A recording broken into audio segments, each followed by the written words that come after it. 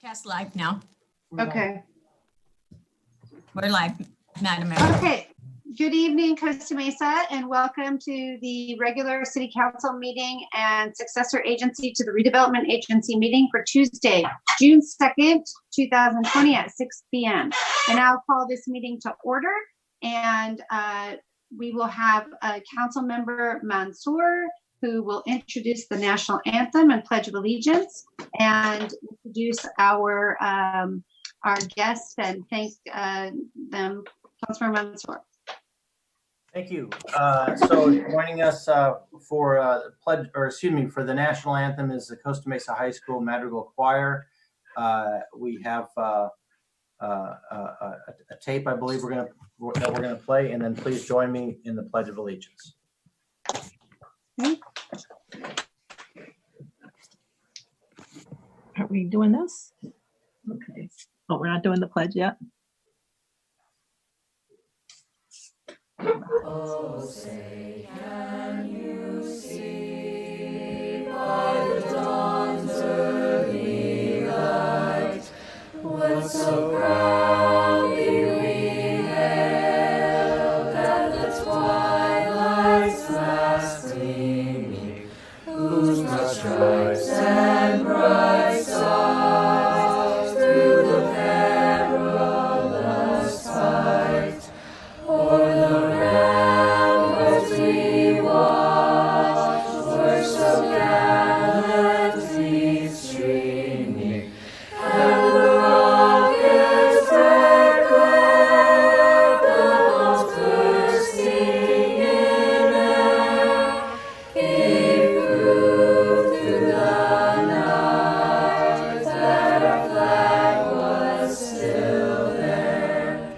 Oh, say does that star-spangled banner yet wave o'er the land of the free and the home of the brave? Thank you. Well done. Please join us in the Pledge of Allegiance. I pledge allegiance to the flag of the United States of America and to the republic for which it stands, one nation, under God, indivisible, with liberty and justice for all.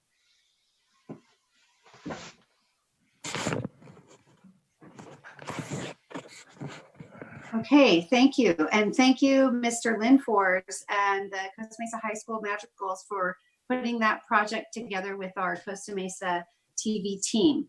We now would like to invite Ian Stevenson, Executive Director of Trellis, and Mr. Stevenson is going to lead our moment of solemn expression. I wanted to also just take a moment to thank Ian for participating in our Restore Costa Mesa and being a great faith leader and bringing people together in our community. So thank you. Ms. Green, can you please take Mr. Stevenson off mute so he can lead the moment of solemn expression? Yes, he is off mute now. Madam Mayor and council members, I was looking at what it meant to do this time of solemn expression, and it talked so much about a time to remind us all of the solemnness of your oaths and the weight of your task of leading our city. And I just want you to know we're all so grateful for you and stepping up in your leadership, and even our city staff, all of you. This is a time where we understand the gravity of your roles, and we're so grateful for how you're stepping into that. So with that being said, just know that we're behind you. We want our city to be great, and your leadership in that is paramount to it. So I'd love to just, I know there's many people listening from all different faith backgrounds and different places. And I think we would all agree if there's ever a time in our city's history where we need the help of God, this is it. So however you express your faith, your trust in God, I'm going to pray as I pray, but I hope that you'll pray with me in the way that you would pray. because we all need to cry out for God's help in a season like this. So let me pray for us. God, thank you so much for the city of Costa Mesa. Thank you for the leaders that have been elected to guide and direct us. And God, I pray for you to give them wisdom. I pray for you to give them strength. I pray for you to give them confidence in the oaths that they've made and their ability to carry them out. And God, at this time in our country, in our state and city's history, there is so much confusion. There's so much change. There's so much going on. So God, we just cry out to you and we ask that you would bring a spirit of unity to our city, Lord, that not that everyone has to think the same way or be the same, but God, that we would work together well. Lord, give our mayor and our council the ability to do that. Lord, as they wrangle through decisions tonight, Lord, give them clarity, give them insight. And God, may they make decisions that really serve the best, our whole public in our city. And God, we pray for our city staff as they carry out the leadership of the tasks and the day-to-day stuff in our city. God, we pray that you'll be with each of them. Be with our city manager and her team, Lord, as they lead. Be with our chief of police and our fire chief. God, we are so grateful for the leadership that you've given to us here. And God, we just ask for your blessing on each one of them as they lead us and even as they walk through this meeting here tonight. And I pray these things, God, in your name. Amen. Thank you all so much. Thank you. Thank you so much. Okay. Ms. Green, can you please do the roll by voice roll call? Councilmember Chavez, Here. Councilmember Guinness,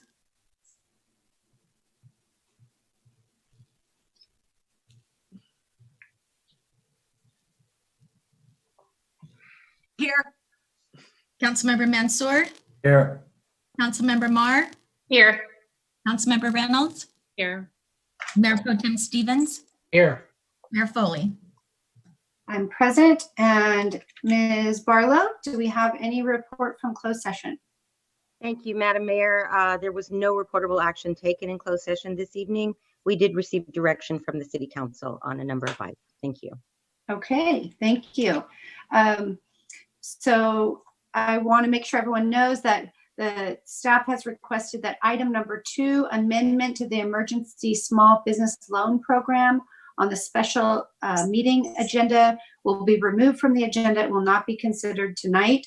And also, I forgot that we are opening the meeting. Ms. Green, I forgot, I apologize. We're opening both the special meeting and the regular meeting at the same time here tonight. And we will have the special meeting noticed items will follow the regular meeting noticed items, other than item number 2. If you're here and you were going to speak on item number 2, we will not be hearing that tonight. We have 3 presentations tonight. First is an update from our city manager, Ms. Farrell Harrison, and then we'll have an update from Restore Costa Mesa Economic Recovery tonight, and then a proclamation for Paul Van Doren Day. Ms. Farrell Harrison. Thank you, Mayor. Good evening, Council. Good evening to all of the members of the community that have logged on to our Zoom call this evening to get an update. I'll just provide a brief overview of the events of the past couple of weeks as it relates to COVID and the phased reopening of the economy. So as most of you may know, we're very excited that we are into a further stage of reopening with our economy. At this point, in-person dining and retail is available and is being implemented throughout our city. And so we're really excited about the opportunity to get to that part of the reopening of the economy. As you know, for the city of Costa Mesa, much of our revenue is sales tax based. And so we're happy to get people back to work, to get our businesses back up and running. And so we're very thankful that we have met all the metrics and all of the statistics from a healthcare standpoint to be able to reopen safely. Just wanted to highlight a few things for our businesses and also for the community as we enter into this new phase of opening. Still, please make sure that you're safe. And so we are working with all of the businesses, which the mayor will get into more safety precautions that need to be put in place. But for every business, just a reminder, you need to have a written plan that assesses your risk and puts all the guidelines that you need to have in place to be able to reopen safely. Central to this is having a checklist that's posted on your door where you can affirm, you can express to the public that you have indeed met the health guidelines that have been promulgated by the California Department of Public Health and Cal OSHA. And so we encourage all of our businesses to make that prominently displayed so that you can get back on your feet and get your customers back in so that everyone feels safe going back to the businesses that have been allowed to reopen.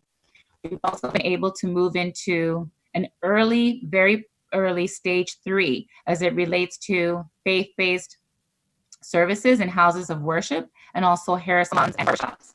And so similar to our dining in and our retail establishments that are now in person as well, please make sure as you go into these different establishments that we're all following our safety precautions from the public side, the customer side, but also with our businesses. We have information on our website to get additional information about what those guidelines are by industry and the checklist of requirements that needs to be met. And so we have a call center that you can work with. Okay, I'm not sure. I'm sorry to interrupt, but is everyone else, is her mic scratchy? Okay, I didn't know if it was just me. Okay, so your mic is really scratchy and we can't understand your words.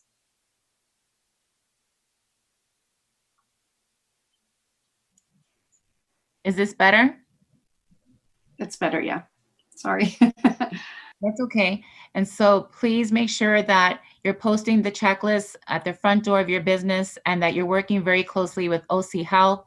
Please make sure to call us as well. We're here for you in terms of being a very valuable business partner. And so as we reopen the following phases of the economy, just want to make sure that we do that in a way that's safe and that is sustainable. And that's all I have. Okay, thank you so much. And tonight, Mayor Pro Tem Stevens, who led our commercial office guideline focus group, he is going to give the presentation on for Restore Costa Mesa. Mayor Pro Tem Stevens, and Connor, if you want to start the slides. Thanks, Mayor Foley. So I just wanted to start by telling you all something. It's a little personal information. So my mom is 95 years old, and I talk to her every day, and I talk to her about different things that are happening in the city. I talk about pretty much everybody who's on this call right now. And when I was telling her the other day about the Restore Costa Mesa recovery team, she said, you know, God works in mysterious ways. And in that there are a lot of people on this team that I would have never met, and many that would have never met each other but for COVID. And so what's happening on these calls, we have our calls every Friday at 2 o'clock. It's really a time for us to get together, and we'll go over the slides in a bit. But for different sectors of the economy, the faith-based community, community services, and also our local city government to get together and address the challenges that people are having in having their businesses at first closed and then reopening our businesses. So if we can go to the next slide, we'll talk a little bit about how this is organized, and we'll move on through the presentation fairly quickly. Okay, so here's the organization. So the recovery team, as I said, is broken down into different sectors. We have retail, hospitality and restaurants, entertainment, community services, and faith communities. There are about 60 approximately people that are on the team throughout these cross-section of the sectors. The team that I was involved in was the commercial office space. We've turned in our homework. We put together some guidance for the commercial offices and the tenants, and now we're in these other areas. We're bringing on board some phase 3 groups, fitness and gyms, hair and nail salons, and then youth sports is coming online too.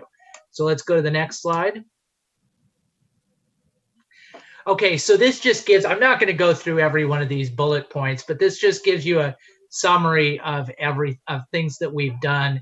And just to highlight the new items, we have now Costa Mesa's BAC, BAC, that stands for Business Assistance Collaborative. That's a website and a call center that businesses in Costa Mesa can go to get information about resources that are available to them. We have the small business loan program, and as the mayor said, we were going to talk about that later in the special meeting number 2, but that's deferred. But we put that in place last meeting. And then tenant relief grants, which we dealt with at our last meeting in May. There are many things that are in the works. One of the things that we're focused on is the money that we just got, and Mayor Foley actually received the check from Supervisor Steele for $2.7 million, and that money is going to go right into our economy, our local economy, to help our businesses recover. There's a lot of things that are happening, including on this meeting, where the city is addressing issues that the businesses need to recover, and those issues come out of this Restore Costa Mesa Recovery Team meeting, where we have our breakout groups and we determine what can the city do to help businesses to recover and be resilient and thrive post the COVID shutdown. Next slide. Okay, this is just a list, and this has already been kind of covered by the city manager. Each business now to open has to have a checklist, and they have to have things that they are doing to make sure that their business is safe. And that includes a risk assessment and protection plan, employee training to limit the spread of COVID, control measures, sanitation and disinfecting measures, and social distancing. That's all included in the checklist and the new things that businesses have to do to survive and thrive in this new circumstance that we're all in. Next slide.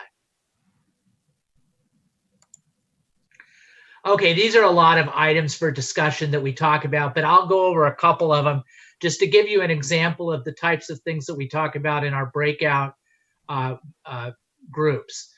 So we do our breakout groups and then we all come together to talk. The retail group recently shared that there was a pressing need for wayfinding and checklists posted in compliance. I want to go over the restaurant group item because it's of particular importance, because it relates to what we're doing tonight. The restaurant group shared that they were interested in having open spaces turned into dine-in and alcoholic services in those spaces. We have an item later on our agenda that addresses that issue. We have faith-based groups that are trying to address being able to bring their congregations back. And that also you'll see is part of what we're addressing in new business item 3. As I said before, our office group put together a list of guidelines, not only for the business owners or for the tenants, but we talk about these in our breakout groups. Then we come back and we share with the larger group, so that we're all kind of updating each other about what the groups are addressing, and we can help one another between the groups. It's not like you're not in a silo necessarily. Everybody's interested in restaurants and retail, and everything works together, and we all have to work together because everything is interrelated, all these different sectors. There are no silos in this group. Next. Do we have anything else? That might be it. So thank you. I just want to say thank you to the mayor, and also Dan Inlos does a great job on this. The mayor was really the person who initiated this. And then finally, thank you very much to Connor, Locke, and Hadassah, who worked very hard preparing for these meetings and who also prepared those slides for me right now. So thank you to our great staff and for the creativity and the connections that Mayor Foley brought to this project. It's really working well for our businesses.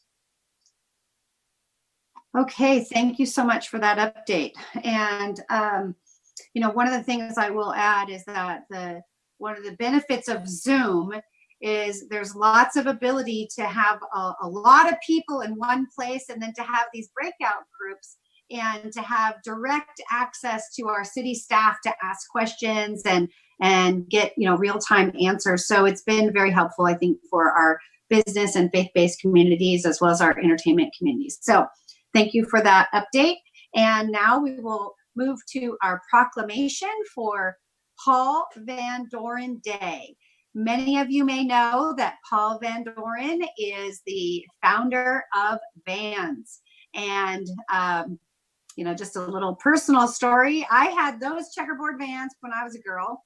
And of course, my kids love Vans as well. And Vans from the old days has now turned into this conglomerate and is internationally known. And they're based right here in Costa Mesa.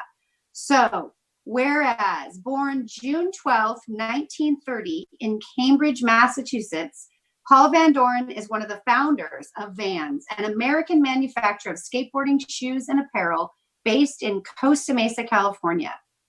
Whereas on March 16th, 1966, an old school thinker and innovator, Paul Van Doren opened the first Vans store under the name the Van Doren Rubber Company.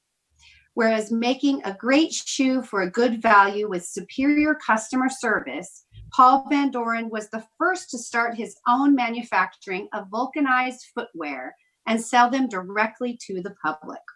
Whereas as a leader with immense passion and pride for his people and products, Paul Van Doren helped design all 5 icon products, which are the foundation of all Vans shoe designs and are sold all over the world in 160 countries.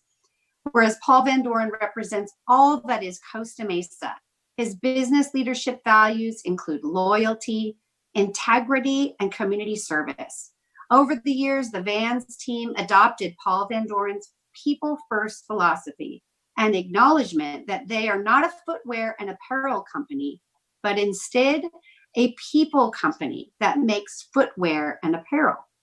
We are, Costa Mesa is, proud of the creative culture and compassion that is Vans. Now, therefore, be it resolved that I, Mayor Katrina Foley of the City of Costa Mesa, do hereby proclaim Friday, June 12, 2020, in the City of Costa Mesa as Paul Van Doren Day. So thank you, Mr. Van Doren, for making Vans right here, the home in Costa Mesa. And many of you may not know, but a lot of the Van Doren kids went to Estancia High School, graduated from Estancia, maybe went with Councilor Guinness, I don't know. I know that some of the family members are still here attending Tewinkle and Estancia High School. So great family-owned business right here in Costa Mesa in our action sports capital of the world. And we just wish you all the best and happy birthday. Okay, moving on in the agenda.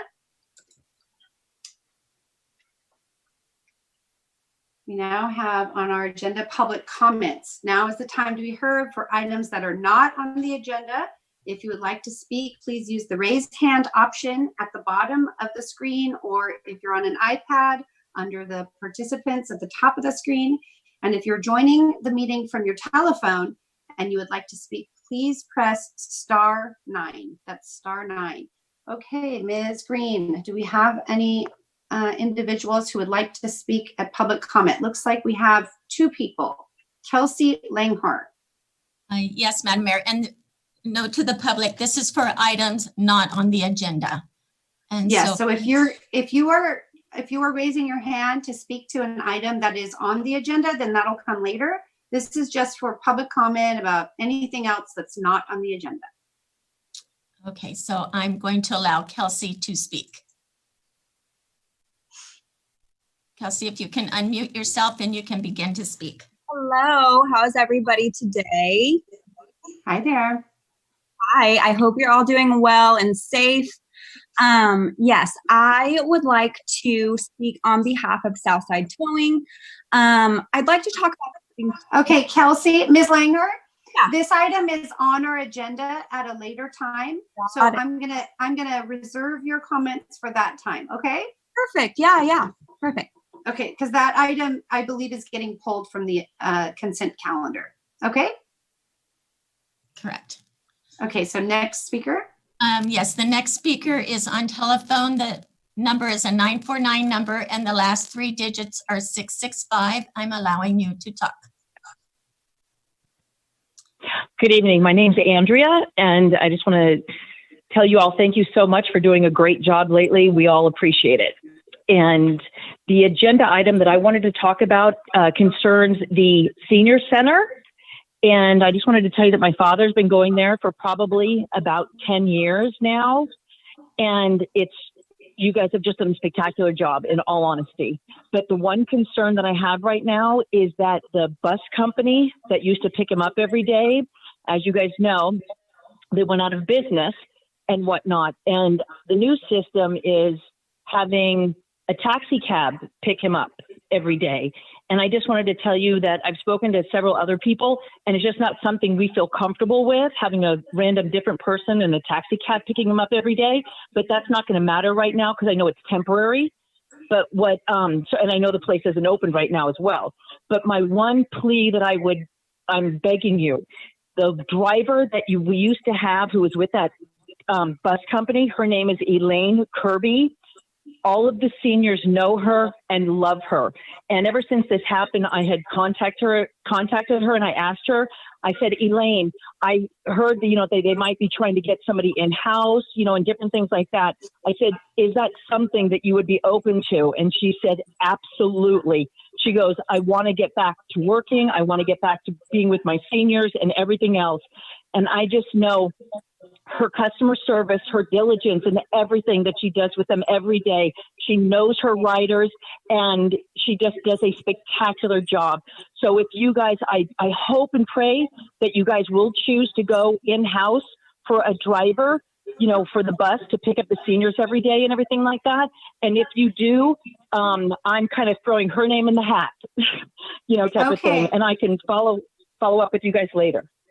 Thank you so much. And I think that Ms. Green has your number, and so we can maybe have one of our team members reach out to you. And I remember you are such a good advocate for the senior transportation, because I remember you from when we were looking at the bus when you're a doll. The contract. So you are such a doll, and thank you so much. Thank you so much for remembering me. Thank you so much for doing a great job. I greatly appreciate it. Thank you. Next speaker is Chelsea M. All right. Chelsea, you may speak now. Hi, my name is Chelsea, and I live in the Mesa Verde area. I've been a Costa Mesa resident since 2014. I love our city. I'm so grateful for the leadership you guys have. My question is something that Mayor Foley addressed in her newsletter recently, but I wanted to know more about what kind of actions you all are considering with regards to racial bias and training and accountability for Costa Mesa's police. With you're cutting out a little bit. Apologies. I went to Spectrum before this to try to get a new modem, but everyone's work from home. Don't think there's the chat feature, but my question has to do with our police and about what exactly are the different trainings that our police are doing with regards to bias, with regards to de-escalation,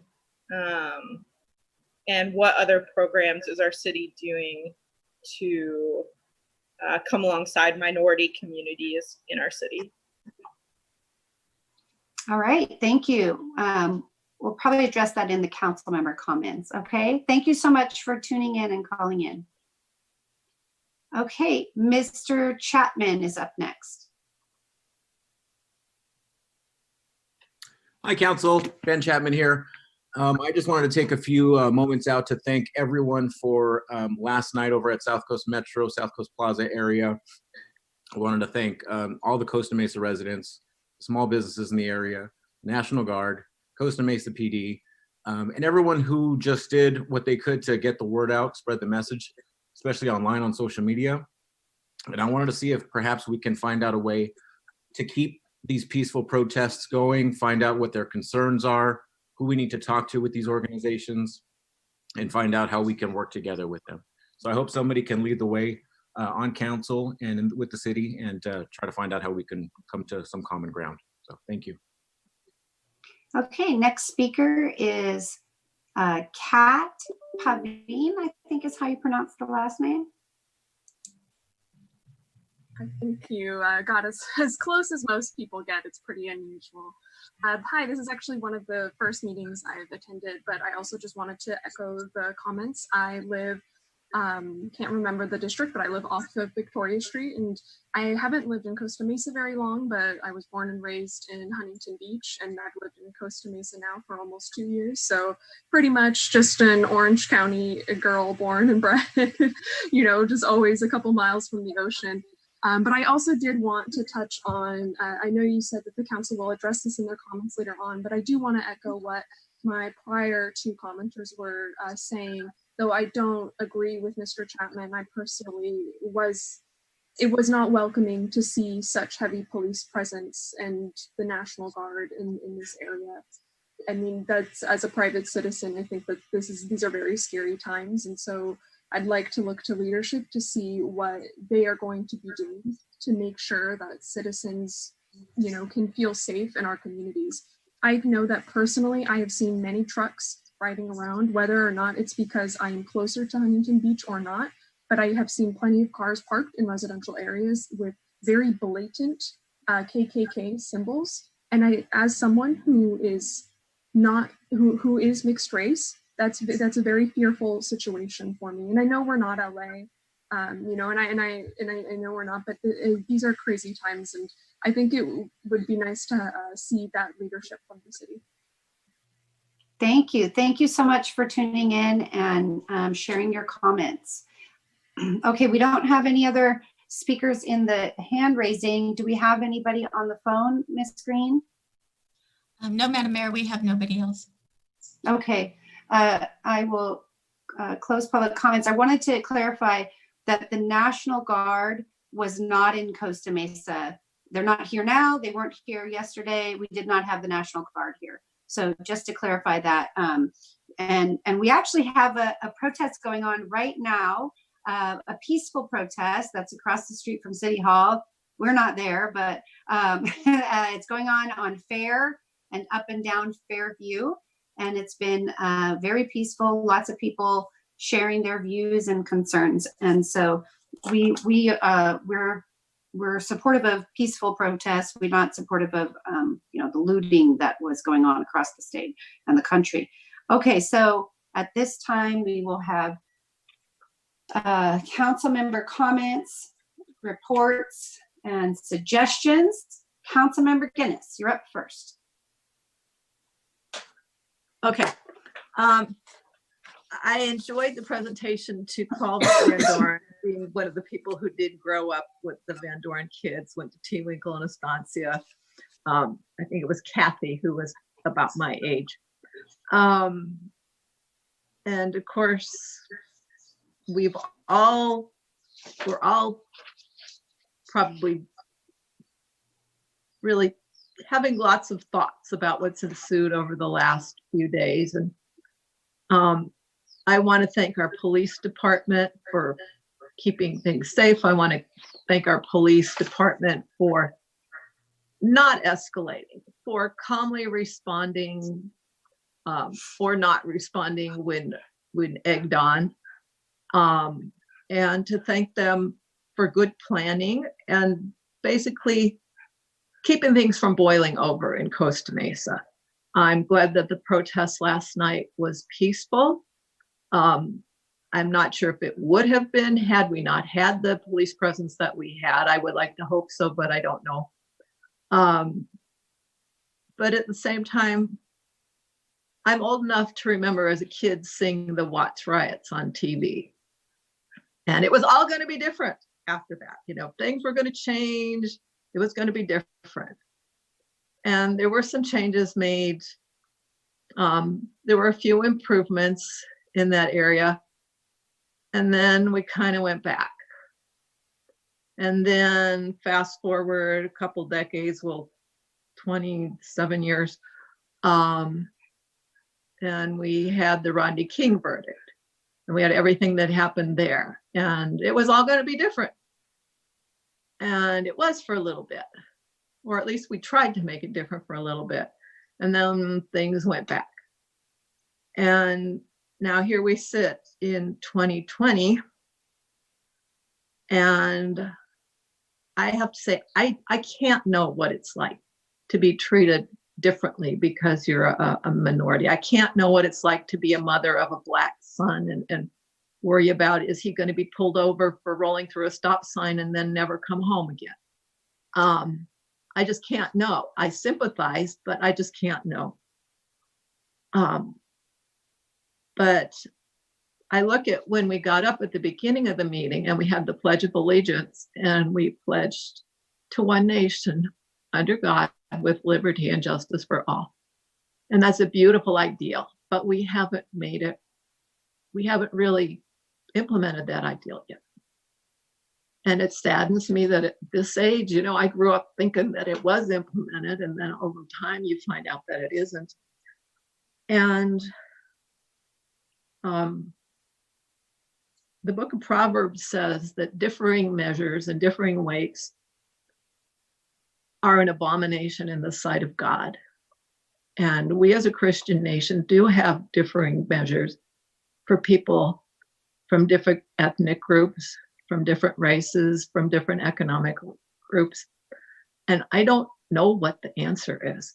I wish there was an easy answer, but I really do want to see our society make a commitment to being that nation with justice and liberty for all, and that we truly would be a community committed to justice and truth. Because if we pretend that we don't have problems in that area, then we're not committed to truth either. And like I said, I don't know what the solution is. I wish there was an easy solution. But if we could just work together and break down the barriers. I do have to say that in addition to all our first responders who are on duty last night, I know that we had an army of prayer warriors out there in the community. And I would encourage you to keep it up, because I don't know what the solution is, but I'm praying that we'll find it. Thank you. Thank you, Councilmember Guinness. Councilmember Reynolds. Thank you. I'm afraid if I start talking on this issue, I'm going to talk for a long, long time. So I'm going to really, really try to keep it short. I'm looking forward to hearing others' comments too. But since I'm speaking second, I'll say I really appreciate Councilmember Guinness's comments. That I completely understand the sort of frustration that things aren't changing fast enough. At the same time, I want to acknowledge that things have changed a lot in Costa Mesa, and that's what I sort of hold on to here about what we can do, what some of those answers are, using the positions that we're in now to really build on this very, very, very important conversation to advance equity in our city and to be a model for other cities on what they can do with true, authentic conversation and collaboration. We've made some really good steps in the city. We've got a really great team on council and on our city staff. And as heartbroken as I'm also, in a very confusing way, very optimistic. And because I know the opportunity we have here to make change and sustained change. So I will sort of share what I often share in times of joy and celebration. I share that I'm really proud of the city. In times of crisis, I'm really proud of the city across the board, our staff and our leadership, our city manager, who's really had a lot of unprecedented work to do on her plate since she started with us, and she's fantastic and will be a fantastic leader on this issue as well, given her personal and professional experience. We have already started very important conversations on this issue. I am proud of our public safety teams. Those of us who grew up here know that while there's still a lot of work to do, our public safety departments have made a lot of really, really good progress, and we have excellent leadership there that is open-minded, already talking about bias training, committed to what we call community policing, which is really a focus on preventative issues by building trust and relationships in our community. And there's work to do there too, but we're already committed to that, and I'm optimistic and trust in the genuine interest in making those advances. I'm proud of our community. We've seen through the last few months the COVID crisis, and I think even in the last few days, the way our community across Costa Mesa continues to respond in a way that shows our true compassion for the needs of each other and the different of experiences that our different community members have.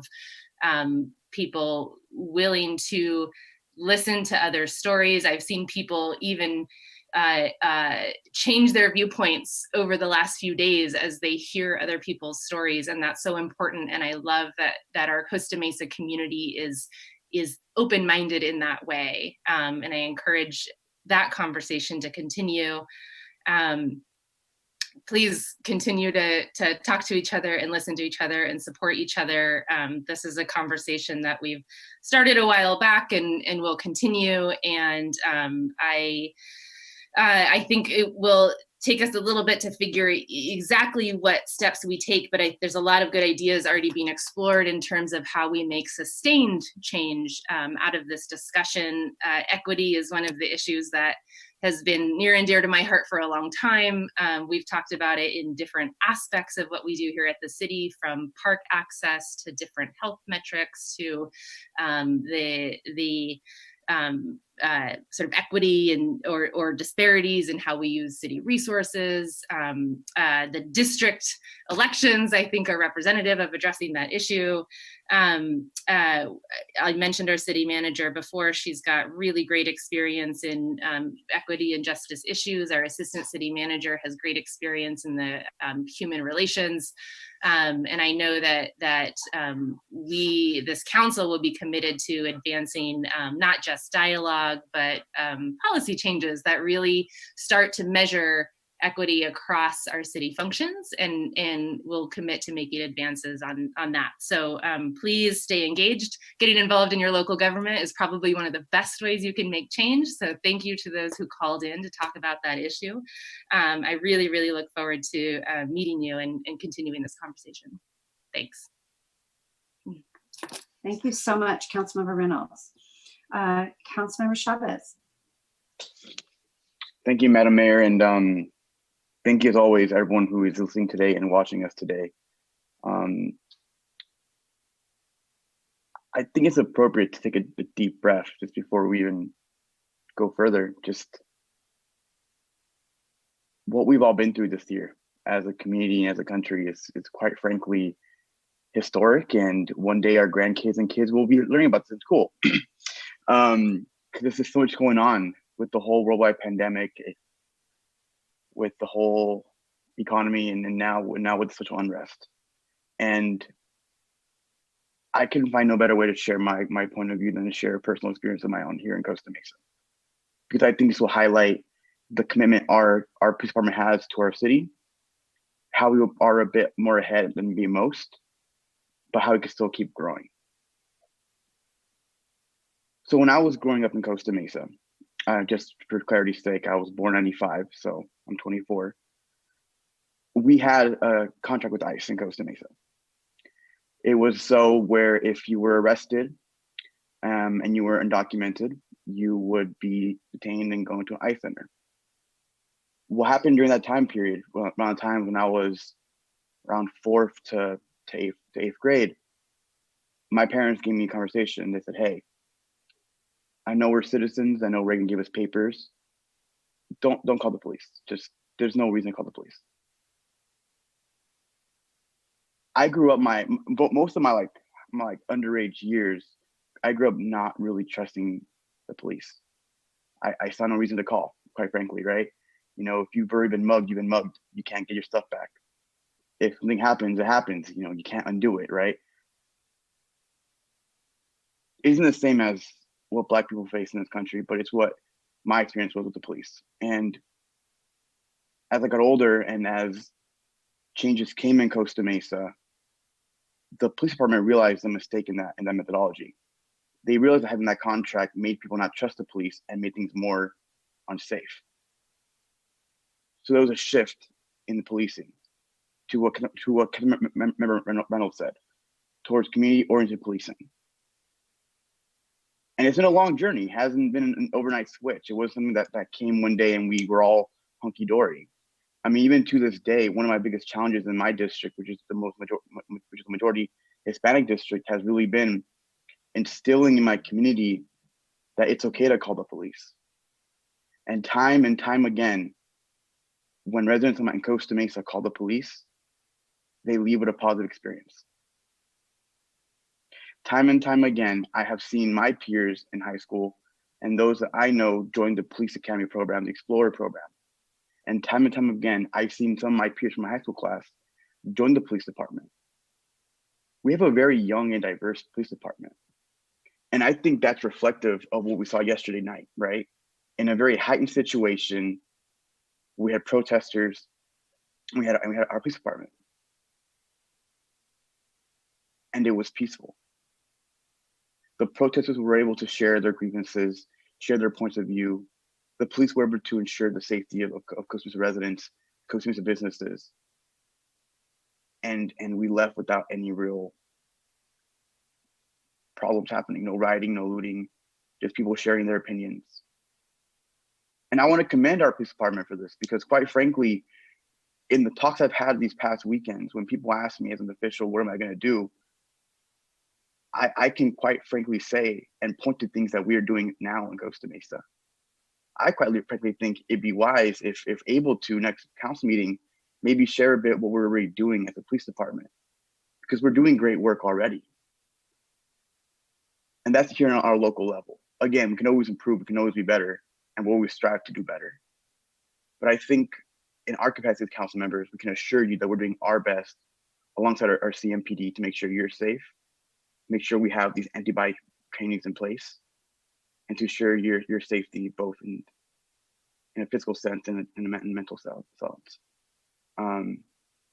So I think that would be great to share with everyone if we can do that next meeting, City Manager Phil Harrison.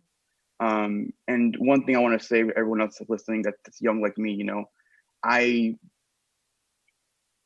recall this unrest happening in 2014 after the uprising in Ferguson. I think it was Michael Brown, if I remember correctly. This and as kind of remember getting this as mentioned, this has happened time and time again in our nation's history. And at a certain point,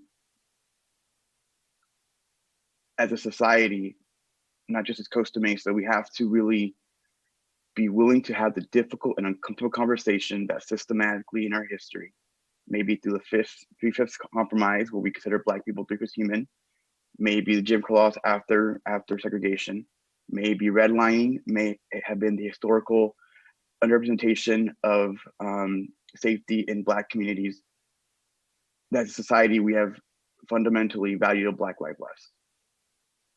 And until we're willing to face that as a society as a whole and hold our members of Congress and Senate and President accountable and have some approach from the top as well as the bottom, I think we'll keep seeing this happening every 30, 40 years. Because until we address the real issue, it's always going to fester in the bottom. And maybe we as Costa Mesa could be a beacon of how to do it right. But I feel everyone's sentiments. I ensure you as Costa Mesa will do our best going forward. And thank you for listening and for your points of view. Thank you very much, Councilmember Chavez. Councilmember Mar? Yeah, thank you. And thank you for the previous two speakers. That was really powerful. I've been pretty quiet on social media over the last 2 weeks. I think I was trying really hard to make any of this about me. And I think a lot of the words that I've heard spoken by public officials have honestly rung a little bit hollow for me as just sort of niceties and platitudes. But I also think that because of the position that I'm in and the person that I am, I really feel compelled to speak and to say something. You know, I know we've all been horrified by the looting and scared of the violence and disappointed that businesses that we thought were going to open haven't been able to open yet. But that is really nothing in comparison with the grief that I feel right now for this country. And I wish that I shared more of Councilmember Reynolds' optimism. But I also feel compelled to just acknowledge that we have not treated Black and brown people in this country very well, ever. In fact, we found about every possible way to dehumanize them over time.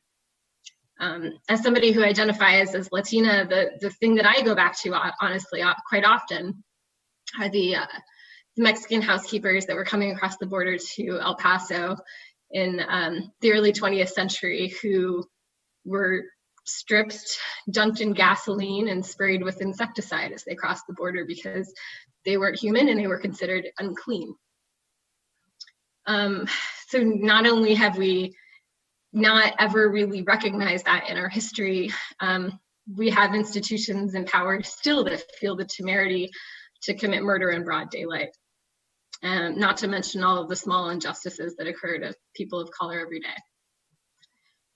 Racism is systemic, it's institutionalized, and if that rings untrue for you, or if you are challenged by that point of view, then I think that there's a lot of work we can do to try to understand that better, and to acknowledge it and to recognize it. But I also think it's probably a little bit too late to sit up here and just tell everyone that they need to better educate themselves. I think we need to do more, and I think we have a council that's ready to do more. I think we need to advocate for the election of countywide officials who better recognize the systemic injustices in the existing system. We need to run candidates who represent our values. We need more people who, frankly, look like us in office. And while we've made progress in Costa Mesa, there's a whole heck of a lot of other cities in Orange County that could use our help right now. I'm really proud of our community, and I want to continue to lead the county in doing the best possible thing. We've seen that with COVID. We've seen that with our homelessness response. You know, in many ways, we are looked at over and over again, and certainly have over the last 2 years, for setting the standard in the county. And I'm really, really proud of that. But I think obviously there's more work to be done. I know that at one point the city manager had talked about doing unconscious bias training for city staff. I would love to see that get rolled out for everybody and potentially made accessible to the public. I think that's really a first step in recognizing our own biases, even if they don't hit us in the face on a regular basis. To Councilmember Chavez's point, yes, absolutely, we should educate the public on what the police department has done. Really, in the last 10 years, we have embraced community policing. We have people who look like the community and who speak Spanish and who have made a really concerted effort into getting into the community. But I also think we're not without fault. And so I'd like us to look hard at ourselves and see if there's an opportunity for improvement, because we know there's always an opportunity for improvement. What else could we be doing? I want to encourage you to donate to organizations that are doing really good work. So there's one called Teaching Tolerance. It's at tolerance.org.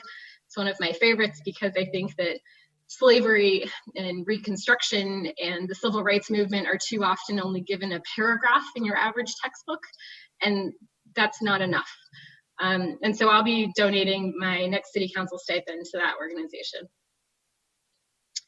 I said at the beginning that I feel grief. And so if any of you have ever experienced grief, it does decline over time, but it can also sort of hit you in waves.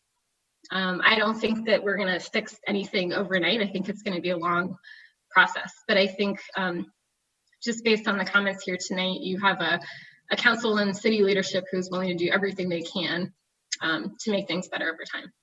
Thank you. Thank you. Thank you for sharing. Councilmember Montour. So a few things. First of all, I do want to thank our police department for a very calm and measured response, and it's highly commendable. I'm just going to be brief on each of these. The original incident that many of us saw was very disturbing, and certainly not to be condoned. And there are all kinds of words you can use to describe how bad it was and so forth. But at the same time, let's all be honest. There is no reason. We can understand why people are upset and why people may want to protest, but that's not what we're seeing. We're seeing rioting and looting and stealing and damaging of businesses, and that is not right. And all of us up here should be condemning that as well. That there's just no reason for that. This whole COVID thing, that's hurt the poor the most. They're the ones with the jobs. And that's not the main focus of my points, but this rioting, destruction of property, destruction of businesses, it's hurting poor people the most. And how any of us up here can be quiet or silent on that is just beyond me, and not call it for what it is. It is rioting and it's stealing and destruction of property. If we're going to bring up immigration, hey, I'll bring up my story. Both of my parents immigrated here as well. My dad came from Egypt, from the Middle East, and growing up Coptic Christian, try that in a Muslim world. Intense discrimination, hard to get anywhere.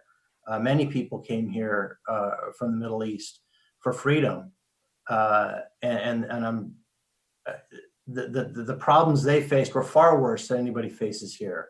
Not to minimize what happens here, I'm not saying that's right, but there's discrimination goes all directions. It is not one directional. There are many people from probably all races who discriminate. I think we got to be very careful not to say this is focused in one direction. So my dad immigrated here. My mom immigrated here when she was 16. And I only bring this up because Councilmember Chavez brought it up. Many people came here for a better life, and there's definitely struggles. My wife's mother came here, immigrated here also from Vietnam. To get away from a war-torn country, for crying out loud. But when we talk about upholding our immigration laws, all of us up here took an oath to uphold our laws. And if you look at ICE, that's part of our enforcement. It's not just because people are here illegally, but it's when people come here illegally and commit other crimes. When I was, addressing the ICE issue years ago, we had over 1,300 criminals. These weren't people just here illegally out in the community working. These were sex offenders, robbers, drug offenses, weapons charges, people who, if you release them back in the community after being arrested and going to jail or prison and release them back, they're going to commit these crimes again. I think that's an injustice to release them back into the community when they're committing these crimes.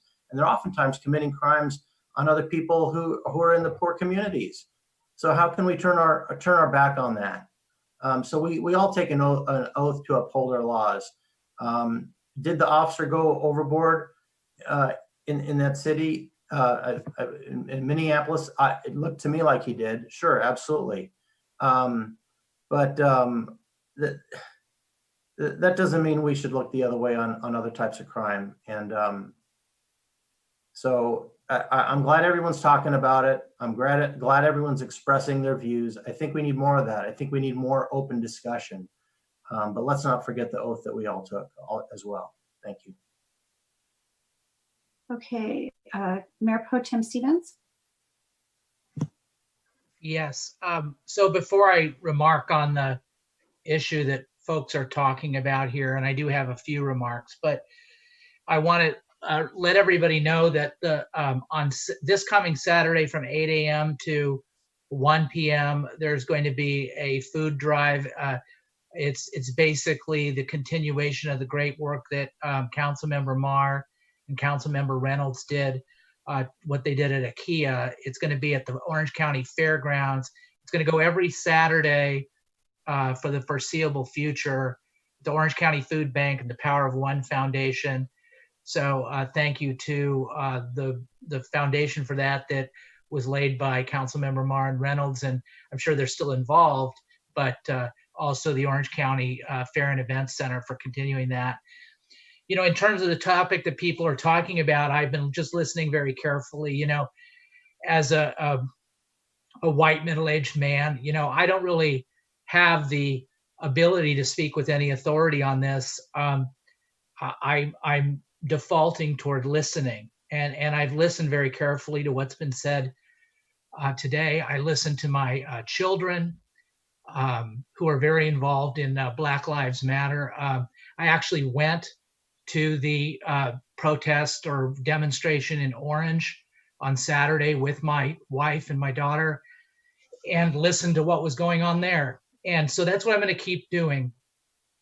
I do agree with, you know, one thing I just want to, as a marker in time, remember about last year at this time, we were deciding whether to fly the pride flag.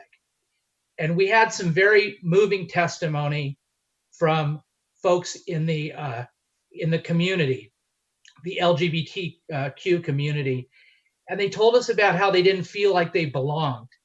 And so we flew a flag. We tried to do something about it. It's about that. It's about, I think, making sure that every American, every Costa Mesan feels like they belong. They can trust their police. They can trust their leaders. They can trust their government. We as a country have a long way to go to get to that point. We're nowhere near that point. We in Costa Mesa are probably a little bit closer than most cities. Now, what my daughter said today to me is, so what, Dad? So what about what you do in Costa Mesa? That's just Costa Mesa. This is a bigger problem. Stop being so myopic. Stop focusing in on Costa Mesa. That's all I hear you talk about. But it's what we can do. We're on the call. We're in the community. We have a platform, and we can address the issue. One of the things we have is a police chief who is kind and compassionate, collaborative. He's relatively new to the job. He's open and open-minded. And I think he's going to be a great leader into the future for the police.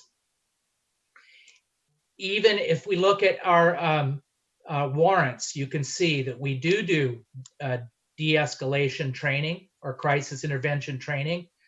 There are some expenditures of that in our consent calendar. That's something that I remember was implemented in 2017 after Mayor Foley and I went and saw what they were doing in the city of San Antonio, brought it back, and that was implemented here in the city of Costa Mesa. The other thing we have is we have a great city manager who has a diverse background, who has a different perspective. And I will say that the most important vote that I ever took was to have her be the city manager. We questioned our city manager candidates. And one of the questions we asked is, what is your commitment to diversity? And that was one of the things that led to my vote for Lorianne Farrell Harrison. During that time that she's been, you know, we're coming up on her 1-year anniversary, she's been a great resource. She set me straight. She's told me when I'm letting my white privilege take over, when I'm not seeing every position that I should see, when I'm not doing equity. And I appreciate that. I need that.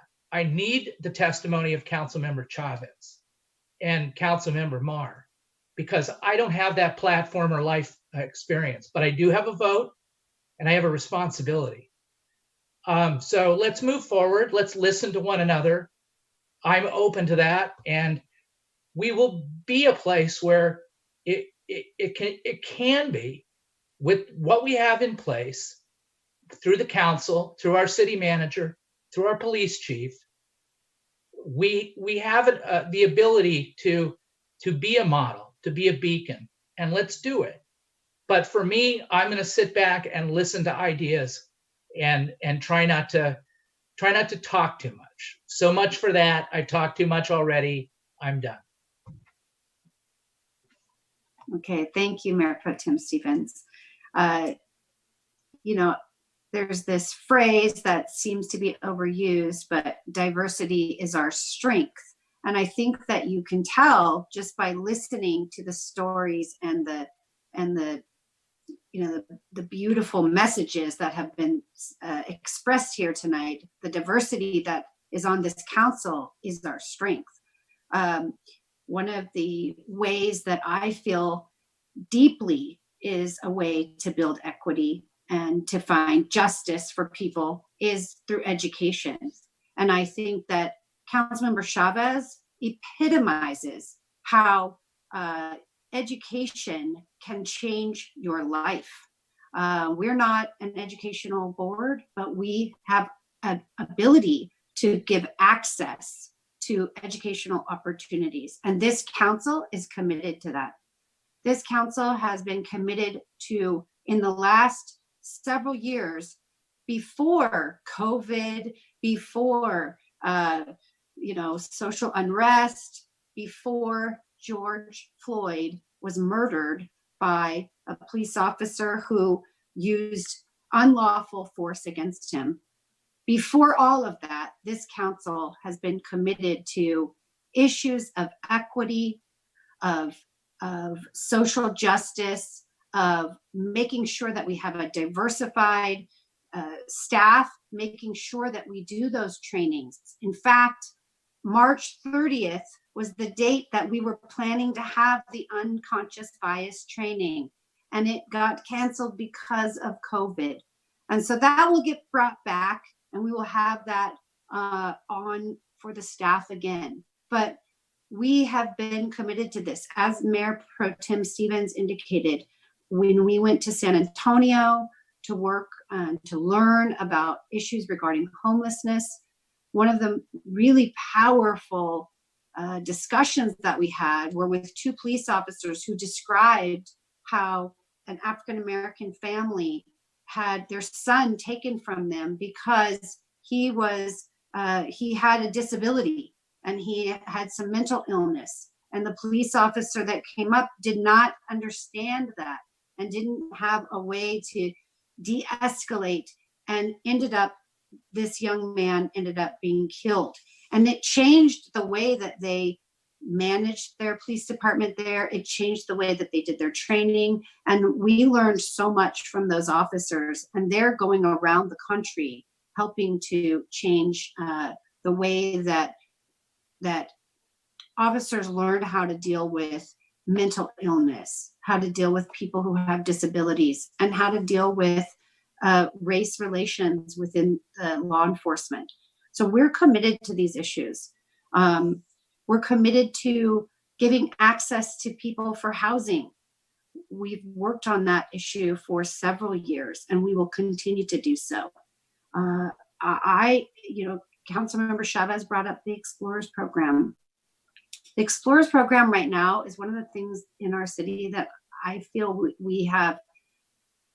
It's so beautiful because there's hundreds of kids that are students, that are from Costa Mesa, Estancia, Newport Harbor, and even Edison High School who participate in this program. Officer Bao is the head of the program. He has done a phenomenal job. And the leadership of the Explorers, the student leaders, they are predominantly women. This is really powerful for these young women to participate in this program, mostly young Latinas participating in this program, giving back in community service and learning to be part of a system that probably, as Councilmember Chavez expressed, they probably feared before. And so I do think that these are the ways that we are able to make change, and we are able to change the systems that oppress, the systems that prevent people from having access and opportunity.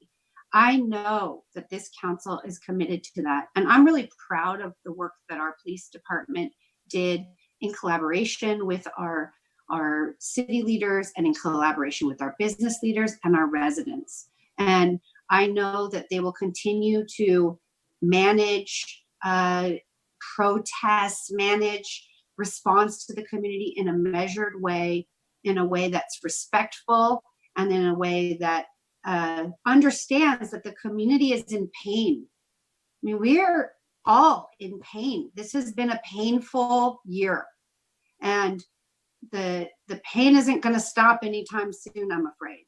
So I appreciate everything that everyone has said here. It's been very eloquently expressed, and I'm proud to serve with you. And I know that we will continue to advocate for policies and changes to policies. You know, I'm going to give one example. Some people don't realize there are zoning codes that actually, the way that they're written, maybe on their face, don't seem like they are discriminatory.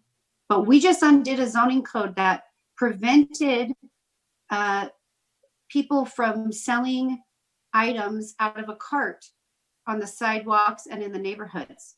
That zoning code change was established to prevent Latino families from being able to sell goods in our Latino neighborhoods.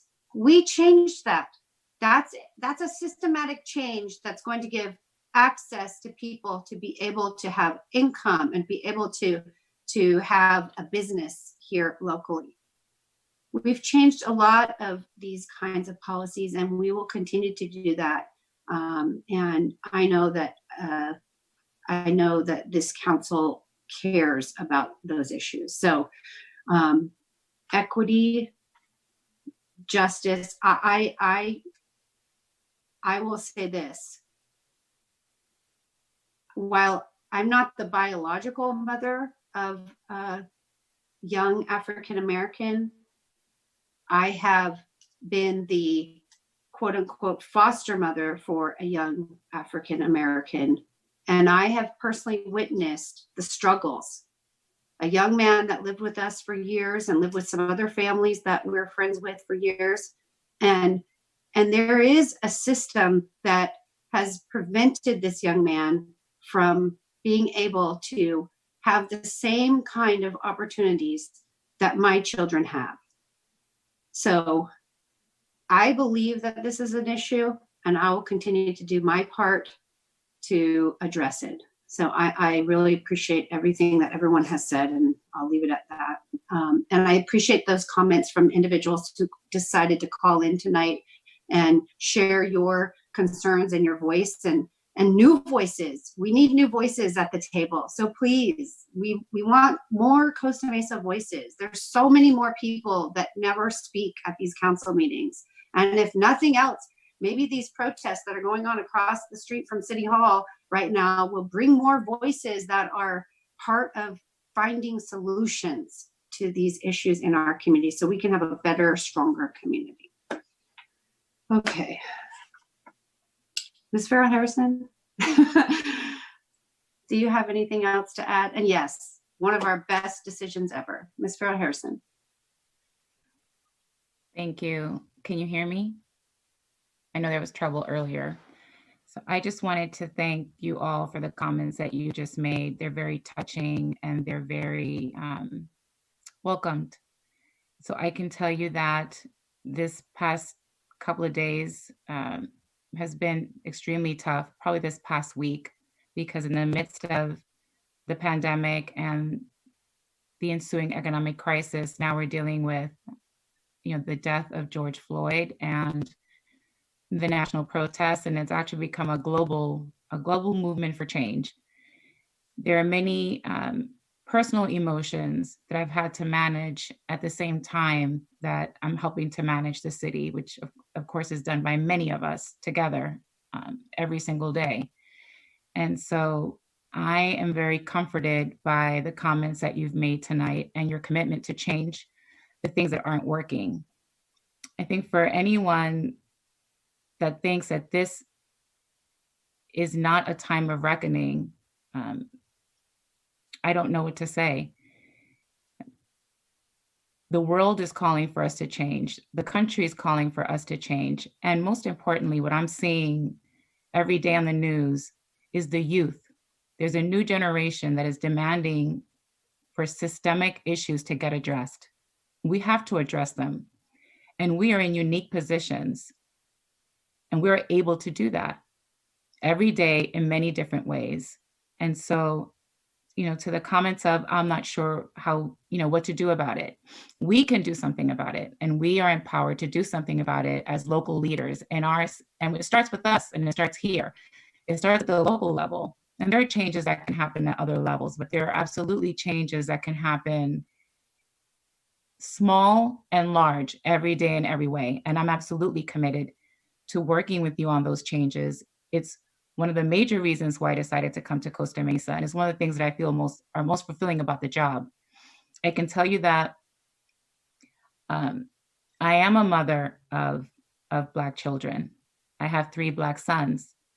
And I'm in constant dialogue with my boys over and over and over again about how they look, what they wear, how they wear their hair, whether they wear jewelry, if they wear the jewelry, what kind of jewelry, no gold, only silver, no earrings, no braids, no locks.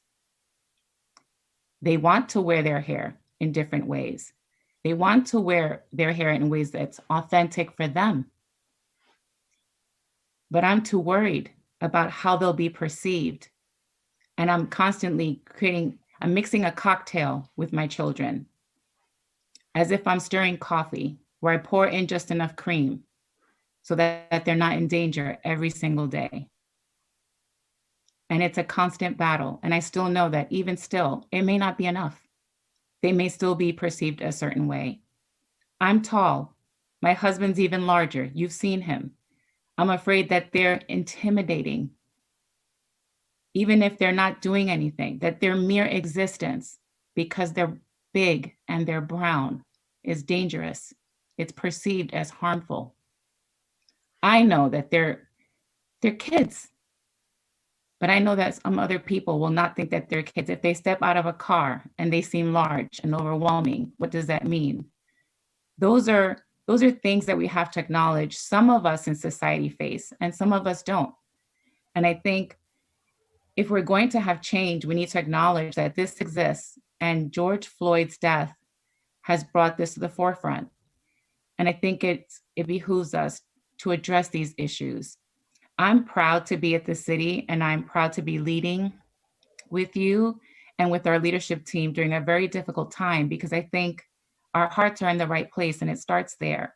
And it starts also with acknowledging that there's a problem and committing to change it.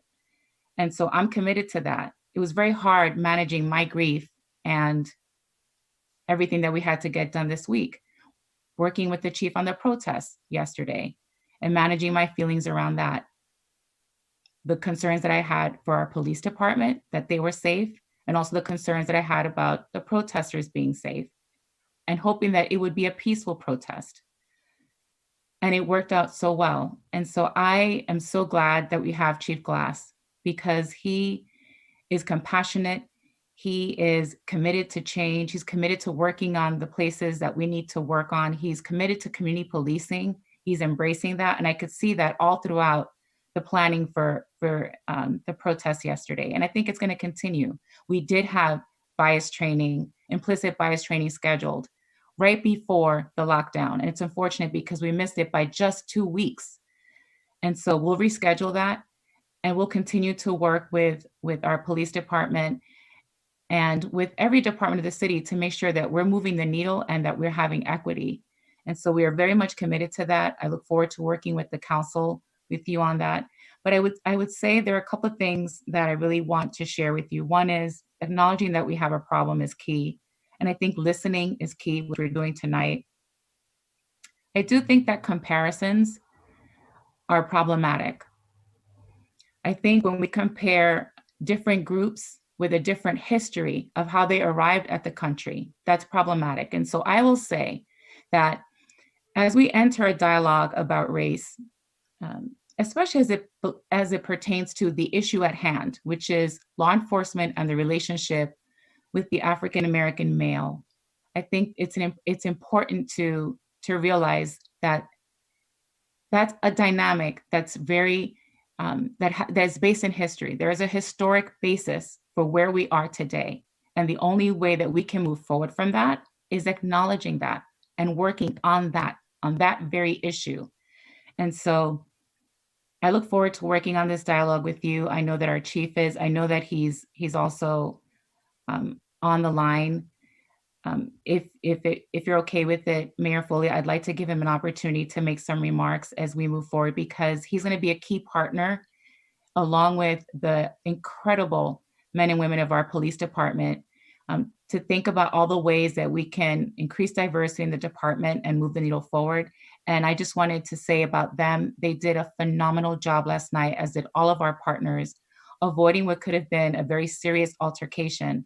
And it wasn't just about protecting private property yesterday. It was about protecting lives, allowing for people to peacefully protest, which is a fundamental American right, one that we should all embrace. And so I denounce the death of George Floyd.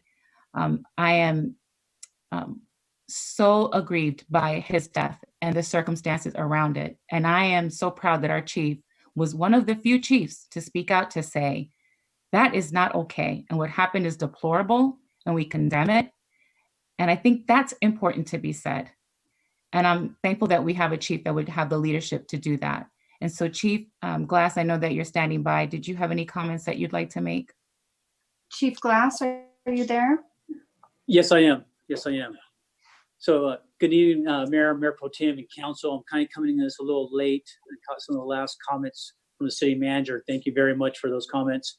And as everybody's aware of the statement I had already put out at the beginning of the week, and again, I'm a little late right now while we're trying to continue to facilitate this peaceful demonstration we currently have going on in the city, which I want to report is peaceful, and we're just monitoring and helping them along and allowing them to express their rights and express their feelings on what's been going on, and we support them. I want to make sure that I also to let the council and community know the Costa Mesa Police Department, we are focused on the safety and protection of this community. First and foremost, we are always going to ensure that for this community, and they should be reassured that on a regular basis. We believe in this community policing. We believe in the partnership we have. We're also focused on supporting these peaceful demonstrations in our current city. I'm thankful for the peaceful demonstrations we are currently experiencing and experienced yesterday. I'm thankful for the businesses and communities that have been out there. They've been supporting us through this whole weekend, yesterday, and we could not have done this, and we would not have the fortune and success we were able to report and was observed without that. So I appreciate their help and the planning, and it takes a team. And we had a team of the business community and the support we had that made this happen. And I want to thank the mayor, Mayor Pro Tem, council, city manager, city leadership team, and city staff for their support. The emails, the texts, support, anything we need to do, everybody's on board helping us. And again, this is not just a police department. This is my partner, Chief Stefano, who's been there by my side, the city manager leading, and support through all the city leadership team and the help we were getting. Everybody wanted to see the same outcome that we experienced last night. We'll continue to work towards that and always trying to better the service we provide to this community. The Costa Mesa Police Department will continue to provide quality police services to all through community policing and with professionalism, integrity, respect, and without bias and in a fair and impartial manner, as I stated in my previous statement that we put out in the weekend. So just wanted to come in, make those comments. I want to thank again the community, council, and everybody for their support. And our police department stood up. I'm proud of them. One of the proudest moments in my career in the 25 years to see my department together, unified, strong, supporting these demonstrations, or the support of the demonstrations, and being there and just acting in the support we got from other law enforcement agencies. Just very humbled an honor to be in this position. So thank you. And this will be a highlight of my career. That's fine. Any questions? Thank you, Chief Glass. You are doing an excellent job, and I know that I can speak for the community because we've received so many emails and text messages and Facebook posts thanking you and thanking your team. And so thank you, and we believe in you, and we are really honored to have you at the head of our police department. We think it's the right choice at the right time. So thank you so much for everything you're doing. Does anybody have any questions for the chief? No? Okay. Thank you, Chief. Let's see. Ms. Barlow, this has just been it's like a emotional evening. We haven't even got to the agenda yet. I know. Ms. Barlow, are you gonna be okay? Yeah, I'm sorry. Everybody's crying. I think we have all this pent up, everybody's got like pent up emotion from the last several months, and it's all getting expressed here tonight. So Yeah. you know, I think I always try to find what are the silver linings and how are we better because of some tragedy. And I think tonight we're better. Ms. Barlow? Yes, thank you. And I agree with that. I want you to know, I wasn't actually planning on saying anything, but you've all moved me so much. And the public and Lorianne, it's such a pleasure to work with you. I've been, I took an oath long before most of you ever took one I know two of you, but to defend and uphold the Constitution of the United States of America. And I want to remind everybody, there's a reason that the First Amendment is the First Amendment. It protects religious freedom. That's why many people came here. That's why this country was founded. It protects the freedom of the press, the right to speak and publish and offer commentary, even that which we do not like. It's why we allow people to comment at our public comment and send us emails, even when we're abhorred by their words and we reject their thoughts. They have a right to speak them. And it protects our right to petition our government. That's what these protests are about, petitioning our government for a change, to assemble together and to say, even in the face of this terrible disease that we're dealing with, to say, this cannot go on any longer.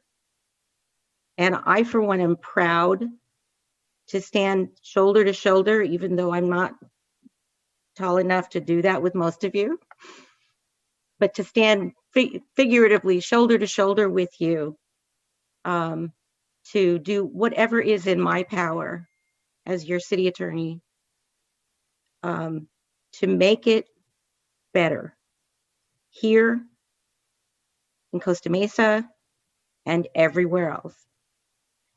We have to start somewhere. And John, I think your daughter's comment is both correct and at the same time, your response is correct. We can only do what we can do. We have to start somewhere. And my 3 children, I'm proud to say, are all champions, in my view, of equality and true equality that I hope someday we all actually experience. And if there's some way that I can help to make it faster and better, I'm here to do that. So thank you. Thank you. Thank you so much. Appreciate that. John, Mayor Pro Tem Stevens, I think that I had a few comments to me from my college age students, sons that were similar. I think everyone, I think all of our kids, including maybe Ms. Farrell Harrison's and Ms. Barlow's, get sick and tired of hearing us talk about Costa Mesa.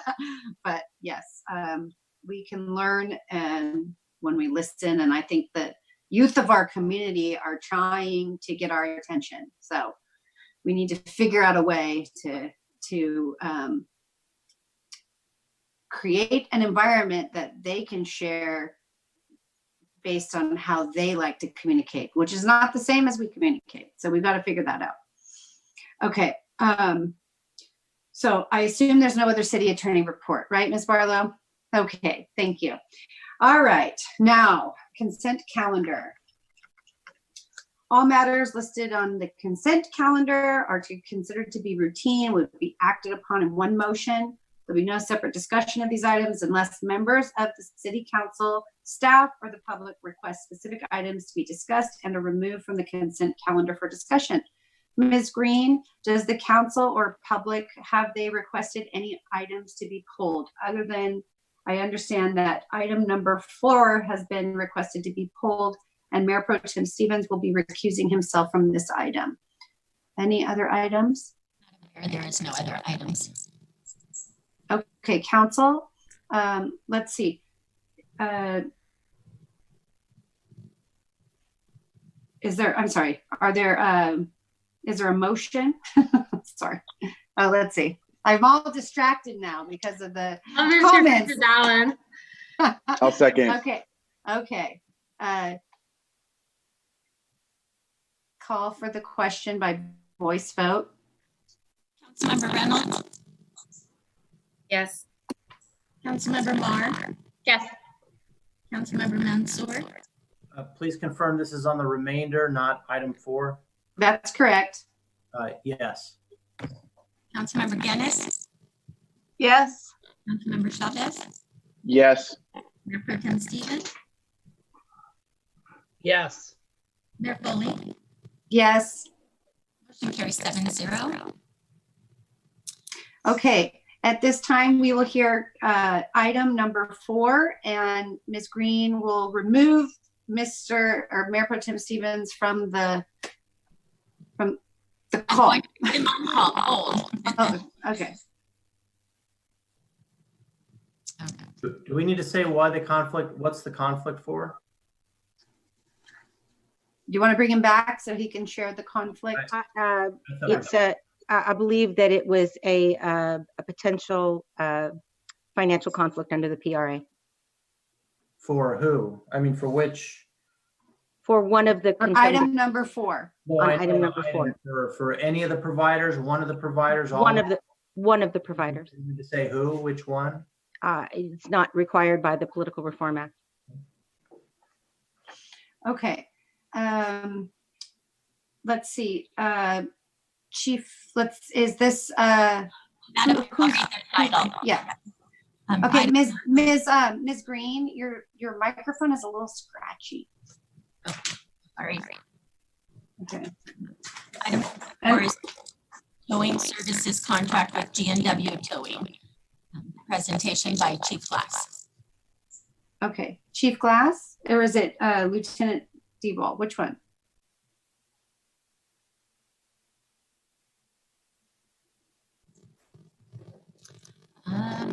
Be getting stuck with me because I think they're otherwise occupied. Yeah. Yes. Okay, I thought they left. So They did. okay. All right. Ms. Farrell Harrison, take it away. And so we've received a lot of feedback from you regarding our historic practice of having 2 companies. And so we did communicate a little bit earlier that we would like to move forward with 2 vendors. Okay, could we just get a little brief? I don't know if you're able to. Can you give us a little, I know you're not prepared for that. What is the item that we're, well, I'll do it. Okay, this item is, The towing contract. yeah, I know. I just want to give the community a brief understanding of what we're talking about here. Okay, so this is the tow contract, and basically we have, usually this is like a 3 to 5 year contract.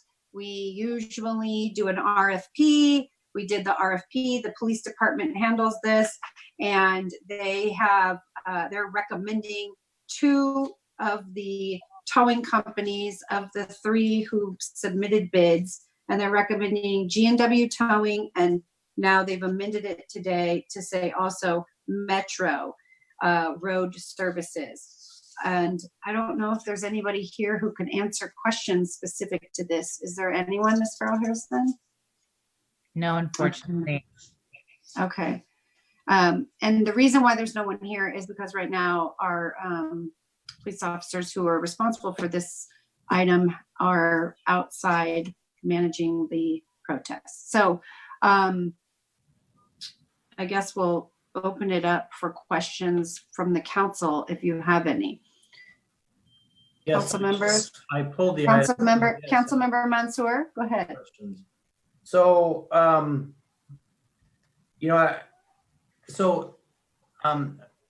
Ms. Farrell Harrison, the recommendation now is for the two agencies, the two tow companies. Is that the recommended action? Yes, that's Yes.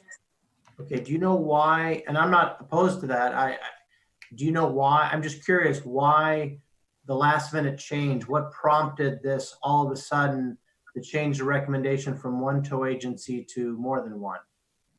So it's actually something that we've been talking about for the past week, and we discussed even before we brought the item. And so historically, we've brought two.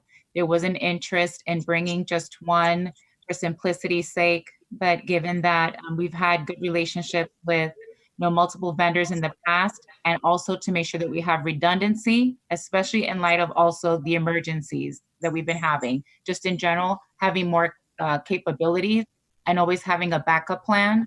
We decided to go back to the methodology of having two, so that we have a primary and then we have also a second towing company in case we would need it. Okay, I appreciate that. I think it's to our disadvantage to only have one. I think it's completely to our advantage to have more than one. Just in case someone can't respond to something, we would put ourselves at a great disadvantage. So I appreciate that. Thank you.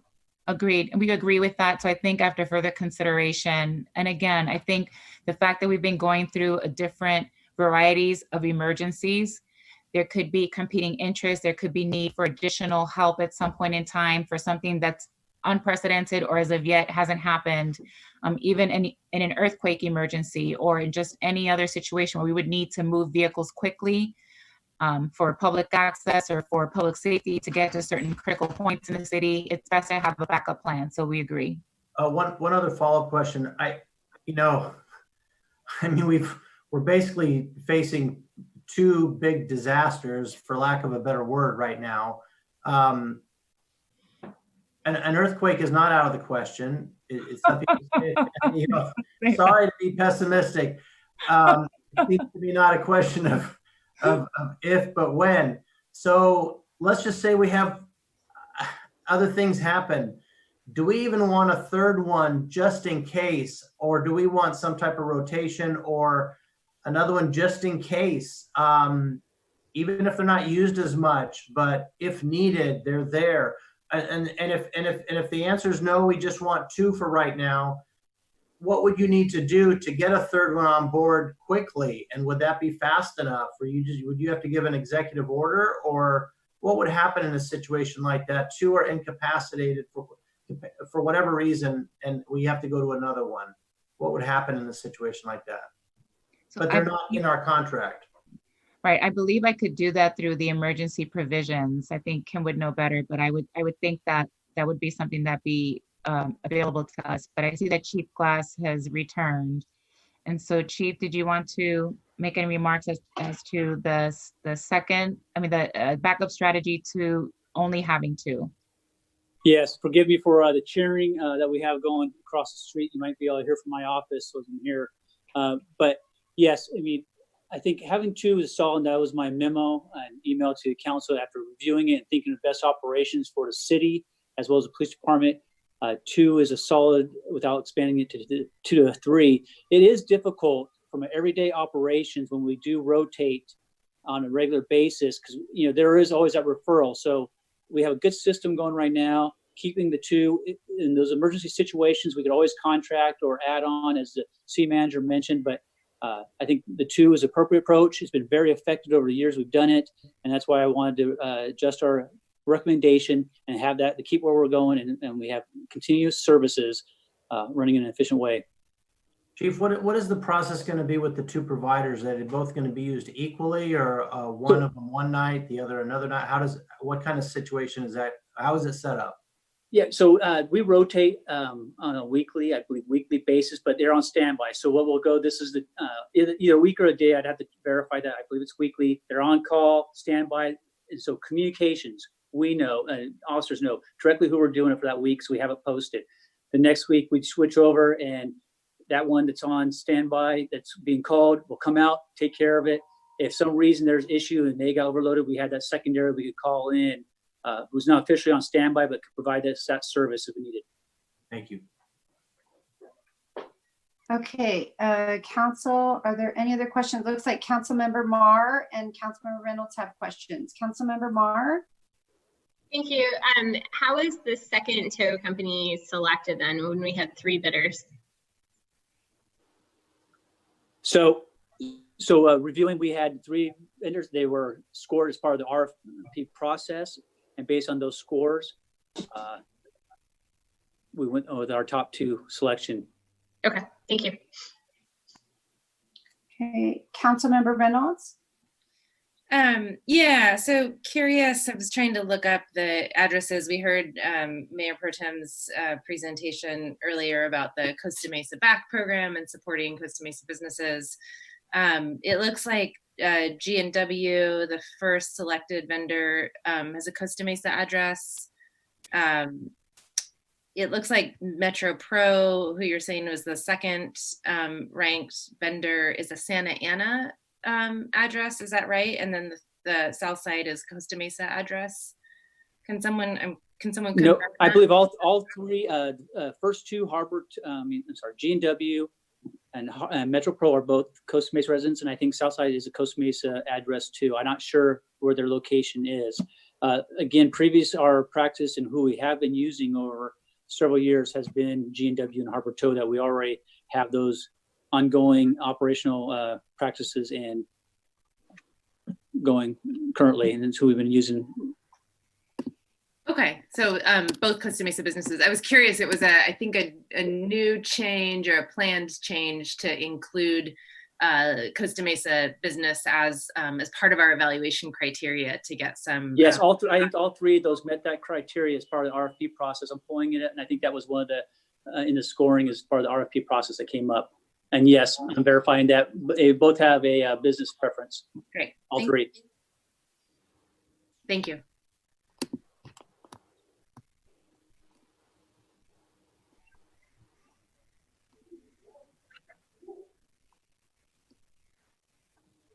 Mayor, you're on mute. Sorry. I didn't see any other questions from the council, so I have a couple questions. I didn't see a copy of the scores in our packet and what was the ranking criteria. And so could you provide us a little bit of a background on how the 3 different bidders rated, and where there was kind of a weaknesses within each of the vendors or the bidders, so that we can understand how did you come to the decision that you came to? So Mayor, I was not part of the RFP process, but I do have some of the materials that were used, so I can give you a summary. So we had 3 G&W Tow, Metro Pro, and Southside Towing. Evaluation criteria were focused on method of approach, qualifications, experience of the firm, equipment and facilities, qualification of experiences of key personnel, cost proposal, and Costa Mesa local business preferences. As a scoring process, they all each have different weights on the evaluation process. And then when you go to looking at scoring, there is a pretty substantial difference in them. G&W Towing scored as number 1, as the most qualified. And then number 2 was Metro Pro, who was only a point, maybe a hair over a point difference than G&W. And then we had Southside Towing, who was several points below Metro Pro in that ranking based on the RFP process and the evaluators. Okay. And then I know you and I talked about this, but is there in our process, is there anything that we share with the bidders? Because I know sometimes they bid every time, and do we share with them where are the weaknesses? What do they need to do to improve, to be more competitive? Is that something we share with them? So Mayor, as we discussed, and we have an email going with finance, I'm not sure during the RFP process, I would imagine so that they are provided some feedback. I'd have to defer. I know that was brought up in our discussions or things I was looking at, because there was those questions, if they could get feedback. We also said we would go and identify it based on the evaluations too, but we were given it more on finance because they are in charge of the RFP process, and usually the facilitators provide the feedback. Okay. Okay. I don't see any other questions from council. So at this time, I'm going to open this item up for public comment. Ms. Green, we have one speaker, it looks like, in the queue, Ms. Langer. And then we have another speaker, Mr. Padua. Ms. Langer, it's your, Ms. Green, can you give her the floor? Yes, Madam Mayor, and if anybody else from the public wishes to speak on this item, please raise your hand. Oh, and I'm sorry, can you also, if you would like to speak, press *9 if you're on a telephone. Hi there. Yeah, Chief, I'm just wondering, as you went about this evaluation, what exactly were the rankings, the differences between our yard and Metro Pros, just to get a good idea of what we're going to have to improve going forward? Ms. Langer, can you introduce yourself so that he knows who you're talking about when you say our? Yeah, I am representing Southside. I'm their consultant. Okay. Right now, we're just going to take your comments and then we'll follow it up with the chief afterwards. Okay. Did you have any other comments? Yeah, perfect. That's great. Yeah, I was wondering also just going into the differences between the two companies as far as like street sweepers go, things like that. I don't know if you're aware of Southside's 3 street sweepers. They come in for major accidents in the areas. I don't believe either other company has these tools to utilize for the cities. I believe we also provide your AAA services. So every time that Costa Mesa has put out their RFP, we have gone ahead and moved forward with, expressing our ongoing interest in working for Costa Mesa, and, due to us already providing these types of services to you. Okay, did you have any, I know it's awkward because it's on the Zoom, but it's not Q&A. And so I just need you to give all your comments and then we will take that up after we close public comment. Did you have anything else you wanted to add?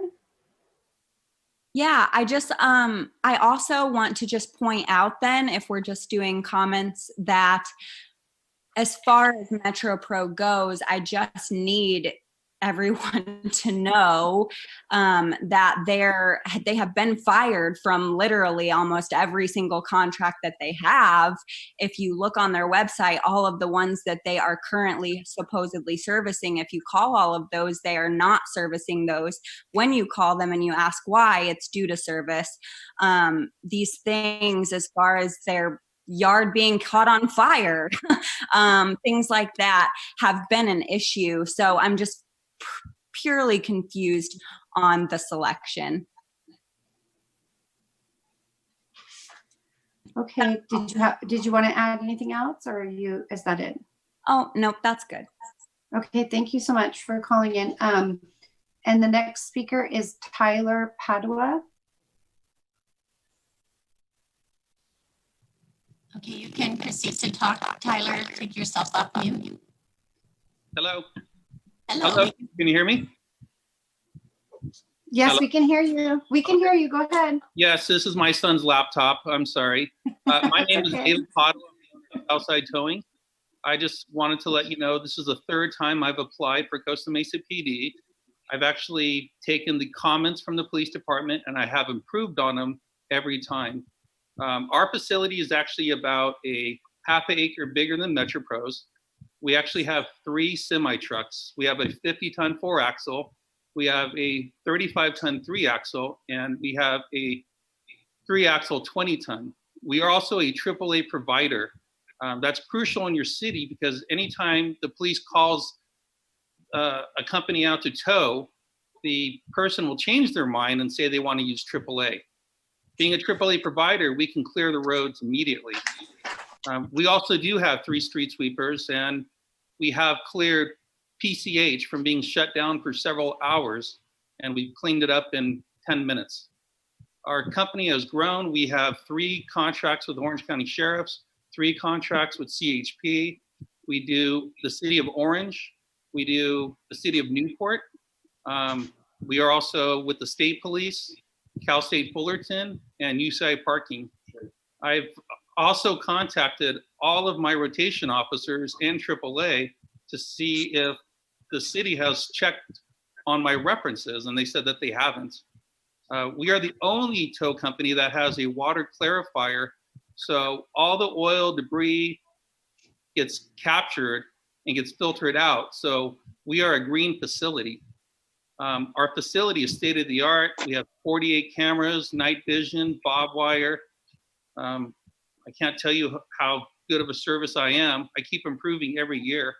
So I don't think it would cost the city anything to have 3 companies on and to give the small guy a chance to represent Costa Mesa as well.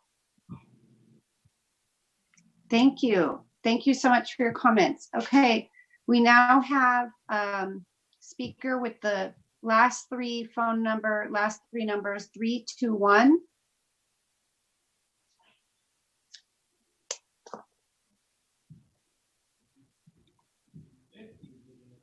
You can, are you there? Phone number ending in 321.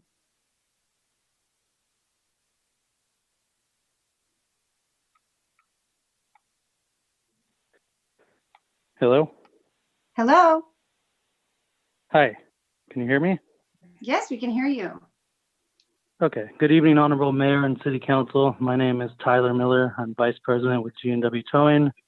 G&W Towing is pleased with Chief Glass's recommendation. We've been a towing service provider for 40 years, and we're proud to serve the city of Costa Mesa. We've had an impeccable record of service and extreme timeliness with our service. We've also stepped up when the police department has asked us to. We appreciate this fair and very transparent process. I also wanted to mention we do have a water clarifier. It's a requirement in Costa Mesa for tow companies to have those. So we are also very green, and we appreciate your time, and we appreciate the opportunity to serve the city of Costa Mesa. Thank you. Okay, thank you, Mr. Miller. And congratulations, 50 years in Costa Mesa. Let's see, next speaker is phone number ending in 237. Are you there?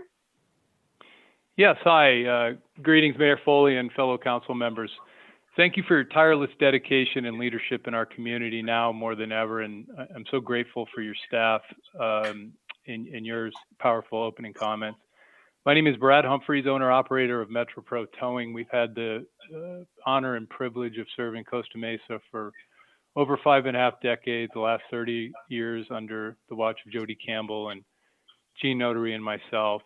We commend staff for their thorough and fair process.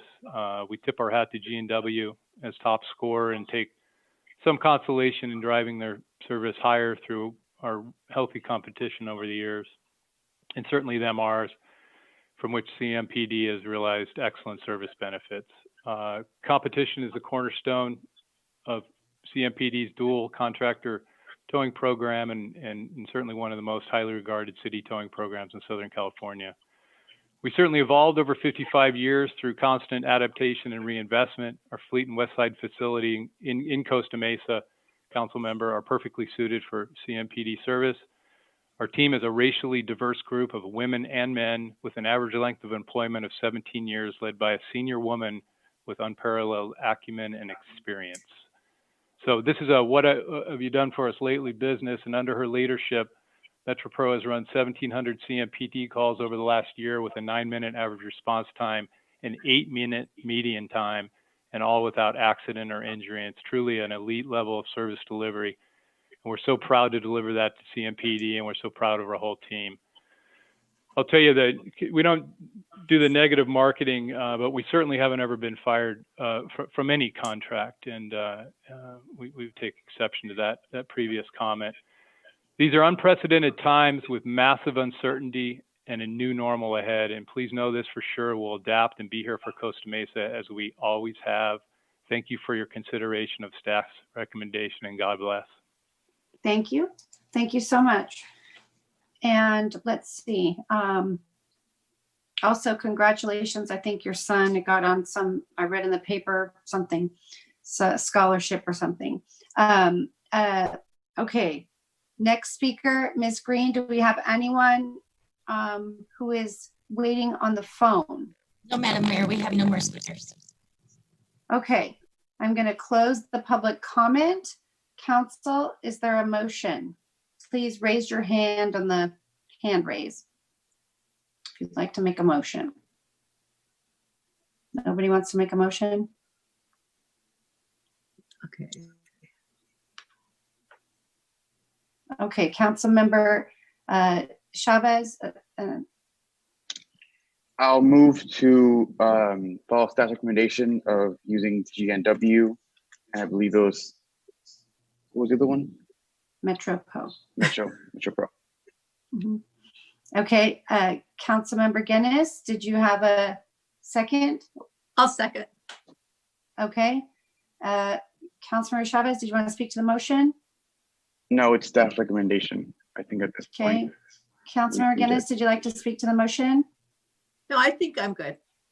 Okay, I'm going to make a substitute motion, and I would like to make a substitute motion to include all three on the rotation, and that's my substitute motion. Second. Okay, Councilmember Reynolds, did you want to speak to the motion? No, only that in a time of us really trying hard to support Costa Mesa businesses. It sounds like the only number I got down in those calls was, or on that in the comments, was 1,700 calls for one provider when we have two providers. So it seems like there's a lot of work to go around. And more providers is good competition as well. Okay, Councilmember Chavez, did you want to speak to that motion? You had your hand raised again, or no? Oh, it was still raised before. Yeah, I'll support Okay. it. I'll support it. Okay. Councilmember Guinness, is that a hand raised from previous or a new hand? raised? No, it's now. Okay, Councilmember Guinness? I would like to hear from staff how, if they feel that might be, if they think it's a good idea. On the one hand, they'll have more resources, but will it be more difficult, for example, to keep track and to have residents trying to find their cars?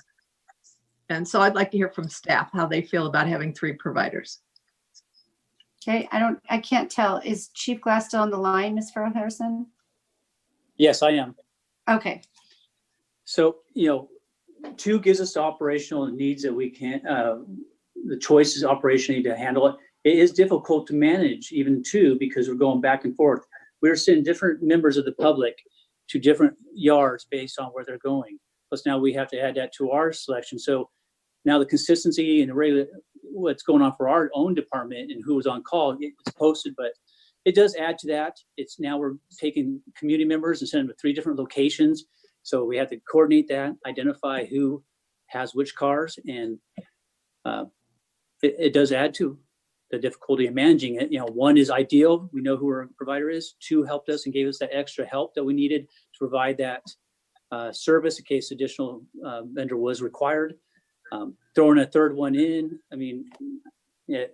could it be done? We could do anything, but again, it is going to make it difficult, and it adds to our coordination of towing services for the city.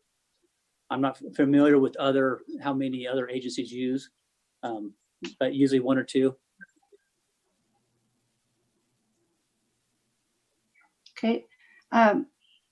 did you have any other questions, Ms. Guinness? Well, do we know of any community other than, say, a mega community like LA that uses more than two? Not that I'm aware of, and I'm actually with Captain Backley, who oversees field operations, was seeing traffic, and he's not familiar with another agency that has 3, 1 to 2. Okay, thank you. Okay. I have a question. Sorry. Councilmember Reynolds? Yeah, could you just I'm having a hard time sort of visualizing how that adds a complication. It might be the way we track things. I know we do have outdated IT, but can you just describe how that process works? It doesn't seem like it should be that complicated. Well, for us, if we were to go to 3 and that was a requirement, we would have to change all of our forms that we have going on, add the 3rd address to the 3rd vendor. As we update that, as we are going, we have to check, make sure and verify each lot that is being used and coordinating that, plus communications, reaching out to those individuals. We'd have to manage and come up with a system outside of it. But again, now we're sending people in the community to 3 different locations as opposed to our regular 1 or 2 for consistency. That is my feelings on it. That's, operational and changing it up and providing and more selection opposed to having a focus to 1 or 2. Most of our things that we do, we try to focus on one vendor that's providing that service. My recommendation was to add a 2nd to help in case we needed additional services and to stick with our current practices. That's where we are, and I wait to hear your decision. Thank you. Okay, so my concern is that I'm not sure because this is now, I think, the 3rd contract that I've participated in voting on. And I don't think you can ever get in if you haven't have a chance to get in. And so that's my concern, is that there's never going to be a chance to get in because there's no experience with the other vendor. So I'm just going by what we were provided and what was shared. I don't see, it's hard because I think normally we would be given the ratings. In the past, we're given the ratings so we could see what was the differences. And I don't really know, I can't really tell what the differences are and why one would be rated so highly over the other. It doesn't seem to make sense to me that one is rated so high, or I understand why G&W is rated so high, but I don't understand why Metro Pro and Southside have such a disparity when Southside is providing services to the Orange County Sheriff, the CHP, the Newport Beach, the state police. I mean, I don't get it. And AAA, I just don't understand. So I'm not understanding what's the difference and what's missing. That's the part I don't understand, and nobody seems to be able to answer. So that's why I feel like since my other option would be to continue this item and give staff a chance to kind of look into the issues and find out and share with us why, because I don't really feel like we know why. And to be honest, I asked about this in advance of this meeting. I still don't know why. Councilmember Mansour. Thank you. Chief Glass, so when someone's car is towed and the officer's filling out the paperwork, wouldn't they write the name of the tow agency on it so that the member of the public whose car was impounded, they have it, and their copy would show G&W Towing or Metro, and they would know where their car was, correct? Yeah, seems like. Yes, we do mark that, and then but there are other tows that go on that day, so it's not always a person there. It's not always for impounds. There are vehicles are stowed that didn't have the paperwork to be given to them. Oh, okay, fair enough. Okay, thank you. Okay, and so Ms. Farrell Harrison, do you want us to bring this back, or do you want us to vote on this tonight? What's your preference? I think we should vote on it tonight. Okay, all right. So is anybody else? I don't see anyone else in the queue. Oh, no, Councilmember Mons already spoke. Okay, call for the question on substitute motion by voice vote. Ms. Green? For the substitute motion, Councilmember Mar. No. I'm sorry, Councilmember Mar, I could not hear you. She said no. No. For Reynolds, Yes. Councilmember Chavez, Yes. Councilmember Guinness, No. Councilmember Mansour, I don't have a heart attack, but I will support the substitute motion. We gotta all find our common ground, Alan. What? I said we gotta all find our common ground. I vote how I see it. I get it. Ms. Green? Mayor can you Foley. let me know? Yes. Motion carries 4-2 with Councilmember Mar and Councilmember Guinness voting no and one abstention. Okay. Thank you. Okay, we're gonna vote. Okay, we're gonna move now. Oh, that's consent calendar. Okay, so before we go on to the first item of business, I'm gonna take a brief recess for 5 minutes so that we can have a bathroom break, okay?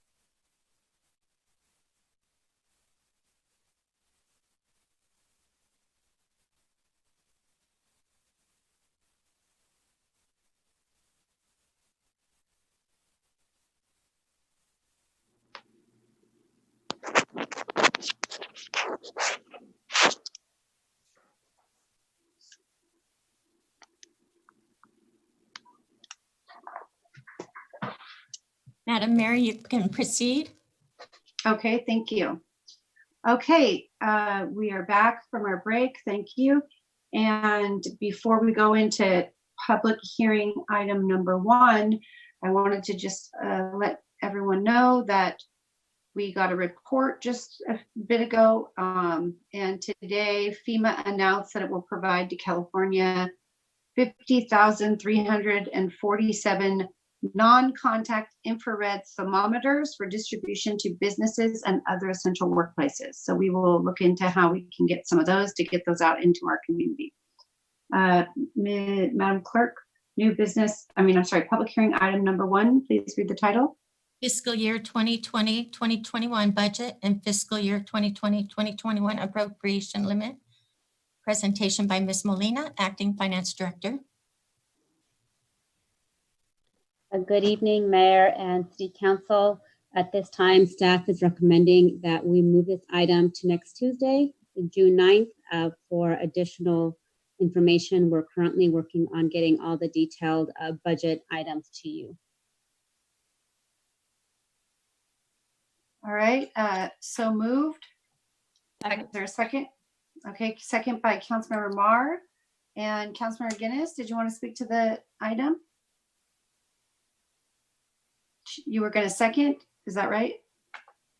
You're on mute, I can't hear you. Oh, no, I'm not. Did you want to speak to the? Not. Oh, okay, well, you just unmuted yourself, that's why. No, all I did was, I didn't even touch that icon. Okay. No. But anyway, I was just going to second it if it was. Okay, great. But okay, Councilmember Mansour, did you want to speak to the item? Yes, just a quick logistical question. So it says the special city council meeting, June 9th at 7 p.m. I thought we had a study session. Can you just clarify, are we starting at 7 or do we have a study session prior, or what are the meetings going on that day? Ms. Farrell Harrison, I don't think we have a study session that day, do we? You're on mute also. You're on mute. So if there's no study session, why are we starting so late? Why 7 p.m.? Hold on, let her get off mute. She'll answer it. Ms. Farrell Harrison? We're not having a study session, and the meeting could be at 6 o'clock. That's fine. No, excuse me, Madam Mayor. Yeah. It's a public Ms. Green. hearing, and our public Oh. hearing begin at 7 p.m. Thank Okay, you. so that is our only meeting and it starts at 7. Correct. Thank you. Thank you. Okay. Ms. I think I have to take public comment on this. Ms. Green, no, I don't actually. Ms. Green, do you want to call for the question by voice vote? Councilmember Reynolds? Yes. Councilmember Marr? Yes. Councilmember Mansour? Yes. Councilmember Guinness? yes, but I have a question. Will this be a special meeting or what kind of a meeting, and how will the public get to talk? They'll get to speak at the same way we are here tonight, just like any public hearing, but it will be considered a special meeting for notice purposes. So there won't be general public comments, just on the items. Correct. Okay, thank you. Councilmember Chavez? Yes. Mayor Pro Tem Stevens? Yes. Mayor Foley? Yes. Motion carries 7-0. Okay. We have one item, no, we have 3 items of new business, no old business. Ms. Green, could you please read the title for new business item number 1? Business Improvement Area Reauthorization, Resolution of Intention and Review of Annual Report. Presentation by Ms. Reyes, Assistant to the City Manager.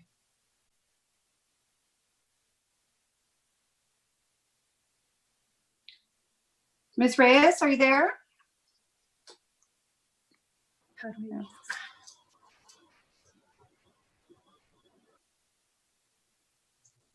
I see her on the call, but I can't. Ms. Reyes, are you on mute? There you go.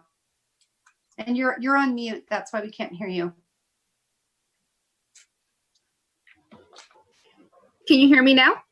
Yes, hello. Okay, hi, good evening. Honorable Mayor and members of the City Council, tonight we have new business item 1, BIA reauthorization for the resolution of intention and review of annual report from Travel Costa Mesa. Our recommendation tonight is that we approve the 2019-2020 annual report for the business improvement area, receive and file the audited financial report for fiscal year 2018-19, and adopt the resolution 2020-XX, declaring the city's intention to levy an annual assessment for fiscal year 2020-21 for the business improvement area, covering certain Costa Mesa hotels and motels, and setting a time and place for a public hearing on the proposal. Currently, there are 11 hotels and motels participating in the BIA. The proposed amount of the annual levy assessment is 3% and is based on the overnight stays, on the sale of the overnight room stays. Upon the adoption of the resolution of intention, a public hearing is anticipated to be scheduled for the following City Council meeting, which will be on June 16, 2020. City staff will be reaching out to current BIA participants as well as non-participating hotels and motels in the city to allow them the opportunity to be included in the BIA. Now I have President of Travel Costa Mesa, Paulette Lombardi-Fries, that is here to provide us a brief presentation as well as an update as it relates to Travel Costa Mesa's response to the COVID-19 crisis. Ms. Lombardi-Fries, are you there? Yes, good evening. How are you? Doing well. Thank you and welcome. Thank you. I know Alma will be assisting me with some slides that we have prepared on behalf of Travel Costa Mesa. So Alma, if you wouldn't mind beginning that for us, we'll get right to it. All right, while she's doing that, we have these lovely virtual backgrounds thanks to Travel Costa Mesa. So thank you for pushing those out into our community. Since we're all now on Zoom, it's nice to have a nice background. It is our pleasure. It's been fun sharing all these different backgrounds, and with all the webinars that we have been having, it is certainly getting a lot of comments and them wanting to come visit our city. So it's worked out fantastically. And thank you, Mayor Foley, for always having one of those background images while you are doing a Zoom call. We appreciate your support. Yes, okay, we've got your PowerPoint up. Okay, Alma, if you could take us to our next slide, please, that would be great. Typically, as you know, I have shared a video presentation, but in light of what has been happening the last couple of months, as well as the last few days, I decided to stick with focusing on what we have done and talk just a little bit about the summer campaign that we are currently working on that we will be launching when the time is right. So this is a brief background of the crisis communication that Travel Costa Mesa has been doing. We've added quite a few website pages to Travel Costa Mesa about the coronavirus, business updates in particular. We've been responding to media and working with city officials as it relates to the Business Assistance Collaborative Program and Restore Costa Mesa programs, which have been fantastic for us because we on our team have lists of businesses that we're calling in that relate to restaurants that will be helping us update our page. Travel Costa Mesa is currently on the Visit California Marketing Task Force.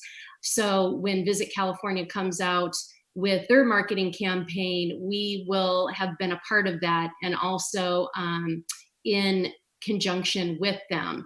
So that is a new task force that we have been on. We are also having City Finance Department calls and Community Hall Zoom meetings so that people in our city know exactly what travel Costa Mesa is doing. You know, we've had some people say, well, no one's traveling, so what exactly are you doing? Now more than ever, it's important to emulate, to echo, and to communicate how hard the city is working regarding the virus and the outbreak. Also, we've been active on social media, and we're answering questions as they come forth. Alma, if you could move on to the next page, that would be great. Some of the examples of what we have been doing is a virtual vacation page, which I know some of you have seen. Again, keeping up on social media. We are continuing our content marketing and creating brand awareness about Costa Mesa.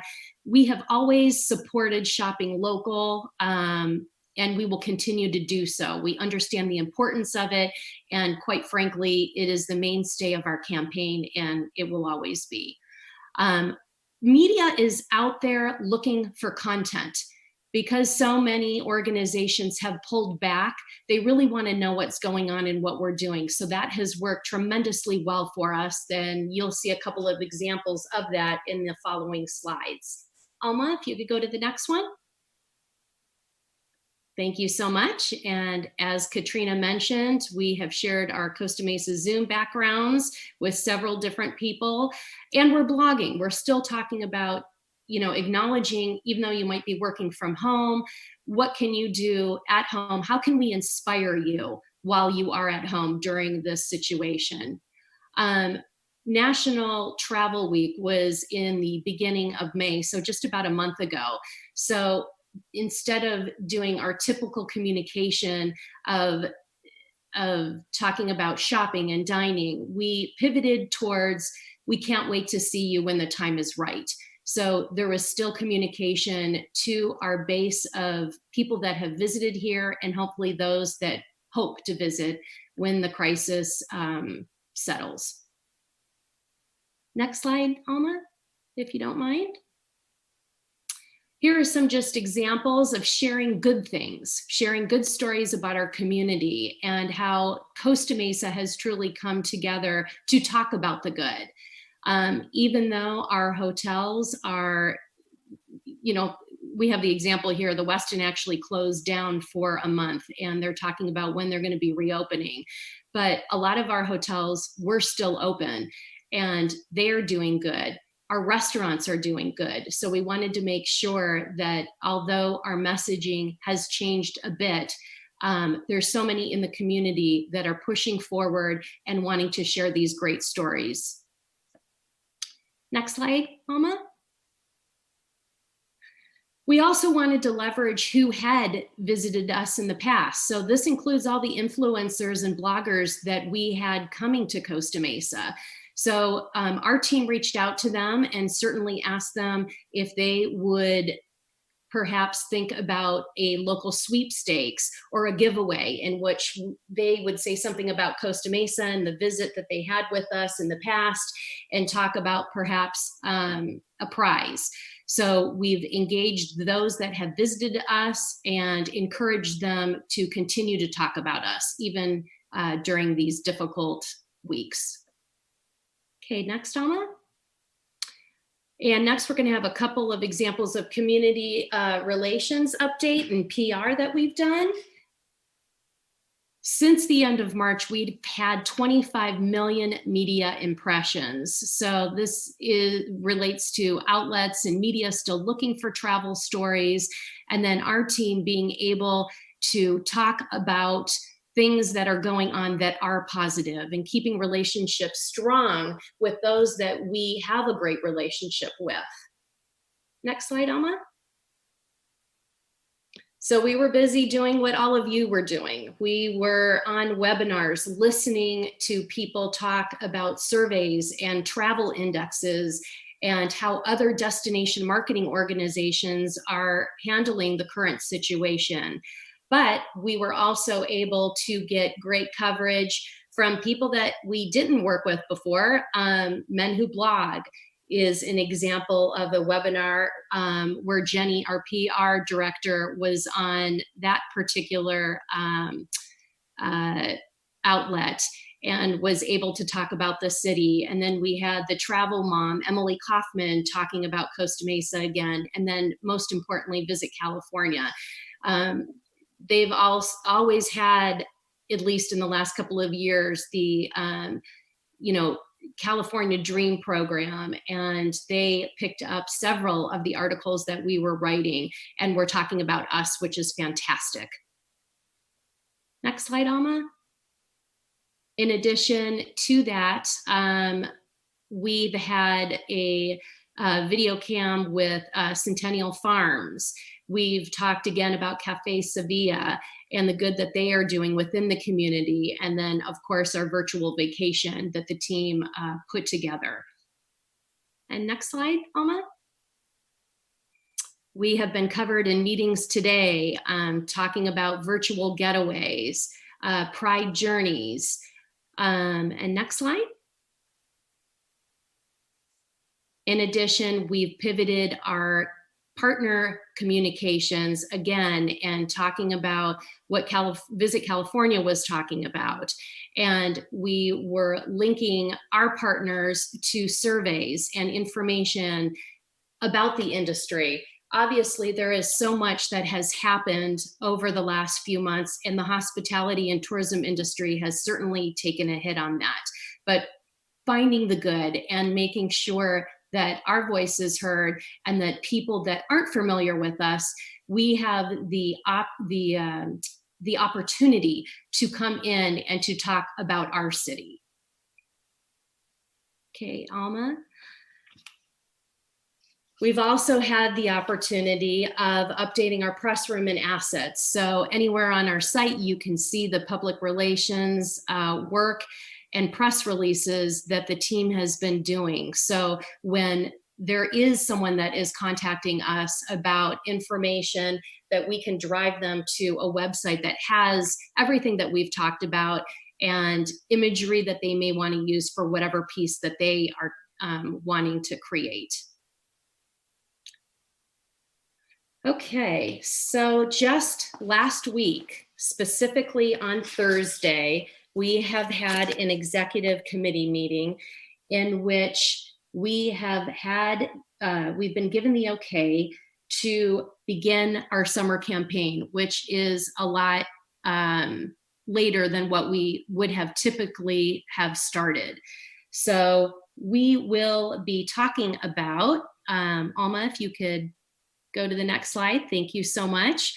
When it is time for reopening, what we specifically will be talking about here at Travel Costa Mesa. And I just want to say that our strategy for the summer campaign is based on information from surveys from travel partners such as Destination Analyst, Visit California, Expedia, and Destinations International, just to name a few. So our strategy is going to be solo, partner, and family travel, experiential itineraries, proximity to the beach and open spaces, and our art walk, food and shopping experiences, which now we'll have a little bit more to talk about in the very near future, provide suggestions for travel while people are still trying to stay safe and observe social distancing. So along with this campaign, we're going to add additional new website pages that are itinerary driven. We feel it necessary to tell people what there is to do. We know that on the top of their list, as many have been surveyed, they want to visit beaches, they want to visit friends and family, and they want to go out to eat, and they want to get back to shopping. So that works perfectly for us as long as we are doing it when the time is right. Alma, if you could just go back one. Real quick, I want to hit on just a few more items that were part of that summer campaign. There you go. Perfect. Thank you so much. Parks, biking, the art walk with audio attached to it, hotel offers and packages, shopping. And then one of the most important things is the increased safety measures for guests and associates that not only our hotel partners are going through, but our restaurants and shopping destinations. So that is going to be a very big part of how we talk about when you come visit us, you can feel good about what the city of Costa Mesa is doing. So a lot of time and dedication will be put forth to make people feel a bit more comfortable. Again, those that are interested in traveling. And we will continue to stay somewhat local in our approach. We have always targeted the drive markets such as LA and San Diego and the Inland Empire. So we will continue to do that because our surveys also have shown us that people want to travel. There's definitely some pent up demand, but what is important to remember that a lot of them don't want to travel far. So at this point, we will take that information and we will work with that to ensure that we're marketing to the right people when the time is right. So I just want to thank all of you for your dedication and everything that you have been doing. It has been our pleasure at Travel Costa Mesa to work with all of you. We have always felt tremendously supported by you, and especially during this time, that is no different. So thank you. Thank you. And thank you so much for the excellent presentation. You all have been very busy, even though, you know, we've been in this time. It looks like you've been doing some house cleaning and getting things prepared for when we can be back to opening. So thank you so much. Council, does anyone have any questions? I don't see any hands raised. So, oh, Councilmember Reynolds. I couldn't get through a meeting and not talk about bikes. Paulette, last year we hosted an event called a cyclocross. I didn't know what it was at the time. It's apparently an international sport. We hosted it at a local park. I thought we'd have 20 people show up. It was huge with people traveling in from San Diego, Los Angeles, inland, and people were, it was really neat to hear how excited people were to find an event like this. I'm not sure what this year holds, but I hope that we stay sort of on the rotation for this sort of cyclocross sport, I guess. And I would encourage you I'll send you some information. I would encourage you to sort of add that to the portfolio. I think it's another draw for the tourists who, they might drive here, but they'll bike when they get here. Sure. That's a good point. That's a good suggestion. Yeah. Okay, let's see, Mayor Pro Tem Stevens, and then looks like that's it. Mayor Pro Tem Stevens. So what's planned for the taste of Costa Mesa, the Taste of Mesa? Oh, right now we are not doing it, John, unfortunately. I hope that a future date in 2021, we will resurrect that because it was such a great event. Unfortunately, right now, we're not going to be able to support that this year. Okay. Any other questions? Looks like no one else. Okay. We will, at this point, open this item up for public comment. And do we have any speakers on the telephone? I don't see any hands raised. No, if any members of the public wish to speak on this, please raise your hand now. Or if you're on the phone, do *9. So, Madam Mayor, we have none. Okay, we'll close public comment. And council? I'll move the staff recommendation. Second. Okay, motion by Mayor Pro Tem Stevens, second by Councilmember Marr. Call for the question by voice vote. Councilmember Reynolds? Yes. Councilmember Marr? Yes. Councilmember Mansour? Yes. Councilmember Ganesh? Yes. Councilmember Chavez? Yes. Mayor Pro Tem Stevens? Yes. Mayor Foley? Yes. Motion carries 7-0. Thank you. And Ms. Lombardi-Fries, thank you so much. And thank your team for the excellent content that they're continuing to push out into our community. It's been great to get the newsletter, the e-newsletter, where you have all of the local businesses, the local restaurants that you're promoting, and you're helping and encouraging people to shop and get, we're takeout and now dine in. So thank you so much. I know that you're also doing a really good job of having some little snippets in there, video content, so that we can have something pleasant in our inbox and not just all the, terrible news about everything these days. So thank you Madam for, Mayor. yes. Oh, Councilor sorry. Wong. I just wanted to pile onto that. I mean, those surveys about like wanting to travel and like get out of your house but not go too far, but maybe do some shopping. I mean, I feel like that's exactly how I've been feeling over the last couple of weeks. So yes, let's absolutely cater to that market that wants to get out of their houses and do something a little different.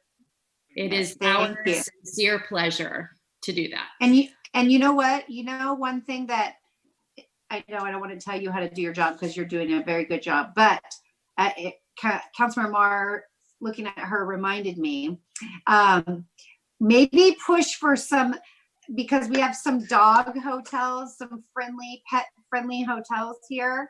And once the hotels are able to, because I think a lot of people are going to be wanting to travel and get out, and they're going to want to have a place that their pet can go with them. So their pets want to get out too. Absolutely. All right.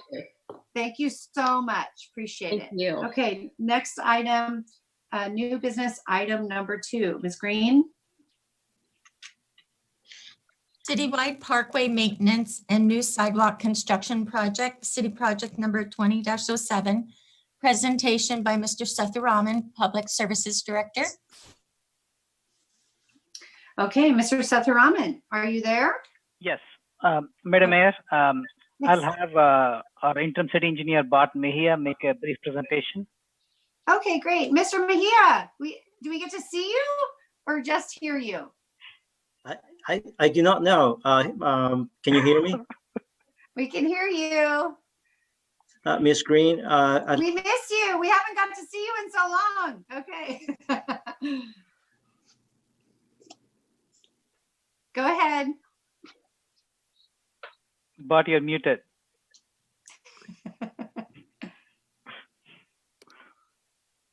Oh, there you go.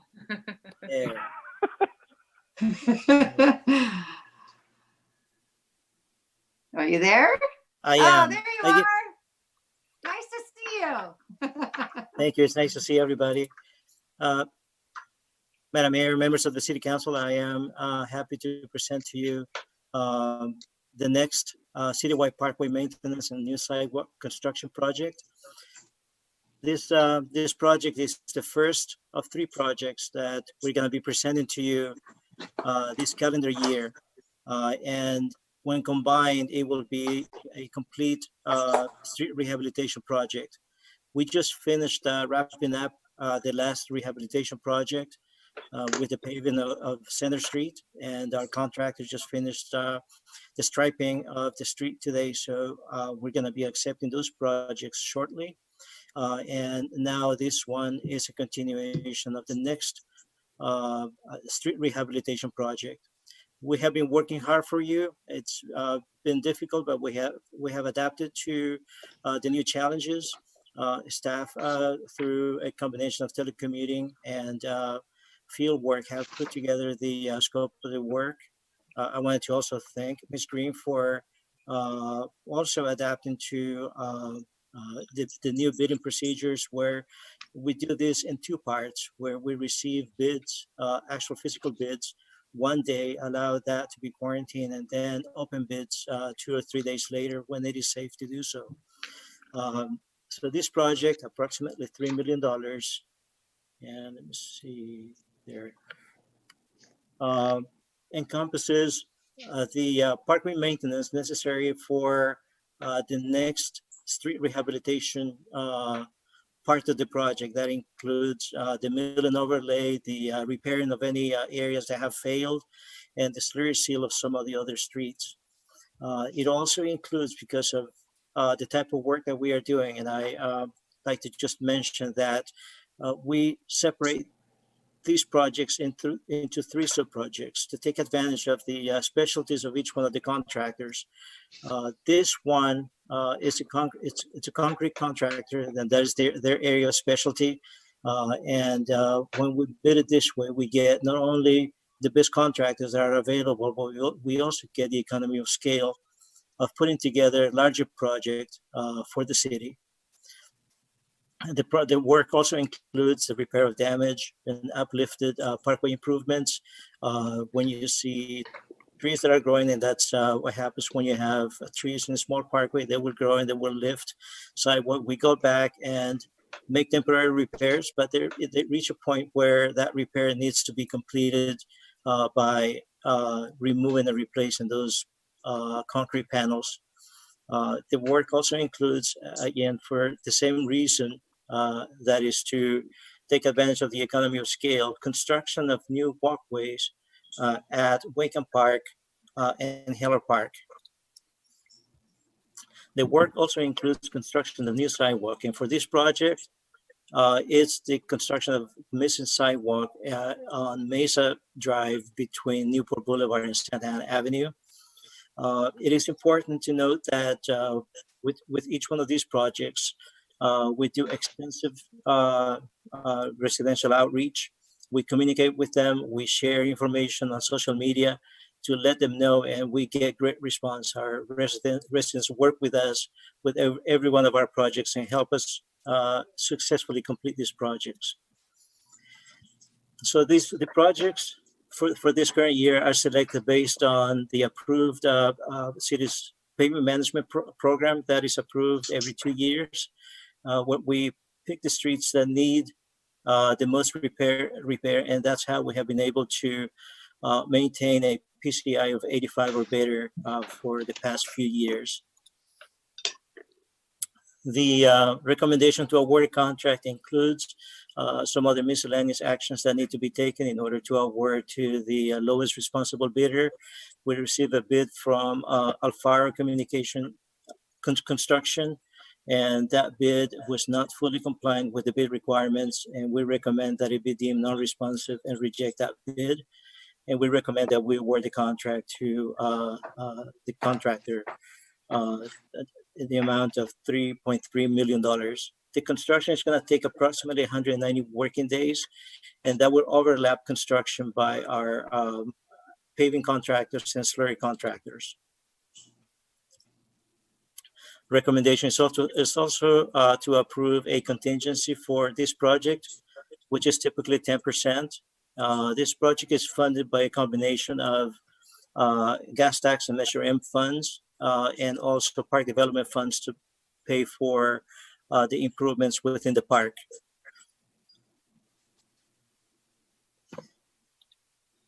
So here are some pictures of some of the work that is included with this contract. The picture to your left are two driveways that do not have any sidewalk. When we reconstruct those driveways, it will be in concrete and it will have a fully ADA accessible sidewalk. The picture on your right shows one of our ficus trees. It is growing, it's a healthy tree. We try to preserve as many of the trees as possible. If you look closely in the background, you will notice that the sidewalk is relatively new. We replaced that sidewalk probably 5 years ago. And with that, we installed root barriers on that one side. In order to protect the tree, we wait. And now it is time. You can see the buckle curb and gutter. We will be repairing that and installing new root barriers along with the new concrete. This is a general map of the city that shows the different areas where we're going to be working. And these maps, which are part of your attachment, shows the more closely which streets we're going to be working on. These are pictorial location maps.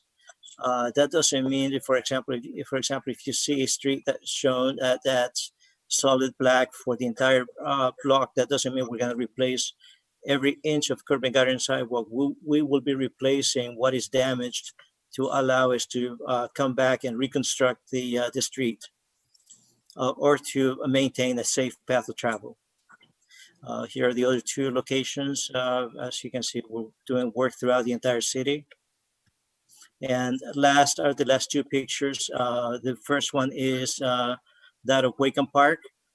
We did a brand new wheelchair ramp and other improvements, but now we need to complete the link between the street and the concrete pathway that's near the parking lot. Currently, for pedestrians that are walking from the street to the park, we need to walk through the parking lot to get to the walkway. With this way, it will be completely off of the parking area. And for Heller Park, we're going to be repairing non-compliant concrete panels in the area, particularly near the trellis where it is out of compliance. And that concludes my presentation. I am available to answer any questions, as is Mr. Thurman. And if you would like to add anything else, Raja? No, thanks, Bart.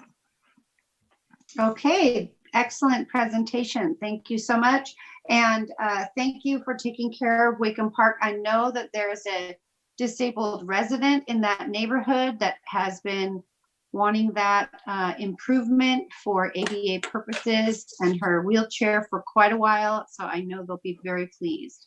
Let's see, Councilmember Guinness. Well, I'm glad to hear that you clarified that this is part of a larger project, because when I saw redoing the sidewalks on Logan, I thought, looks like maybe we should put that money into the asphalt instead, because that street really that needs repaving. But I have a question about the dollar amounts. At the beginning of the staff report, you're asking us to authorize spending $334,000 in gas tax and Measure M funds. But then on page 4, it references 400,000. Now, 400,000 was allocated in the budget. Why wouldn't we use all of the 400,000 and just instead of the 334, and then that way retain more general fund or more of our own internal capital improvement monies? That's a good question. Mr. Mejia or Mr. Sethuraman? Yes, I'd like to start, and maybe Mr. Thurman can complete the response. So the $334,000, it's also going to be a combination of some of the restricted funds that we have listed, and that is the contingency for the project. We plan to maximize all of the funding that has been allocated for these projects by the completion of the entire street rehabilitation project. Yeah, Councilmember Guinness, that 400,000 that's listed in the fiscal review is only a portion of the funding. The remaining funding is also allocated as part of the street rehabilitation project. There's a separate. That wasn't my question. My question was, I know that the 300,000, 330,000 and the 400,000 no way will cover the project because it's 3.3 million. My question is, the 400,000 versus the 330,000. That 330,000 is referenced on the first page, and then 400,000 is referenced on page 4 as having been budgeted. So my question is, why aren't we using the 400,000 since those are apparently restricted funds? And if they are restricted funds and we're using them for this sidewalk project, I would assume, although possibly there's a limit on how much we could use for the project, but I would assume that putting in sidewalks would be an okay use of all 400,000. So my question is, why the difference? Councilmember Guinness, all 400,000 is being used. Okay. Yes.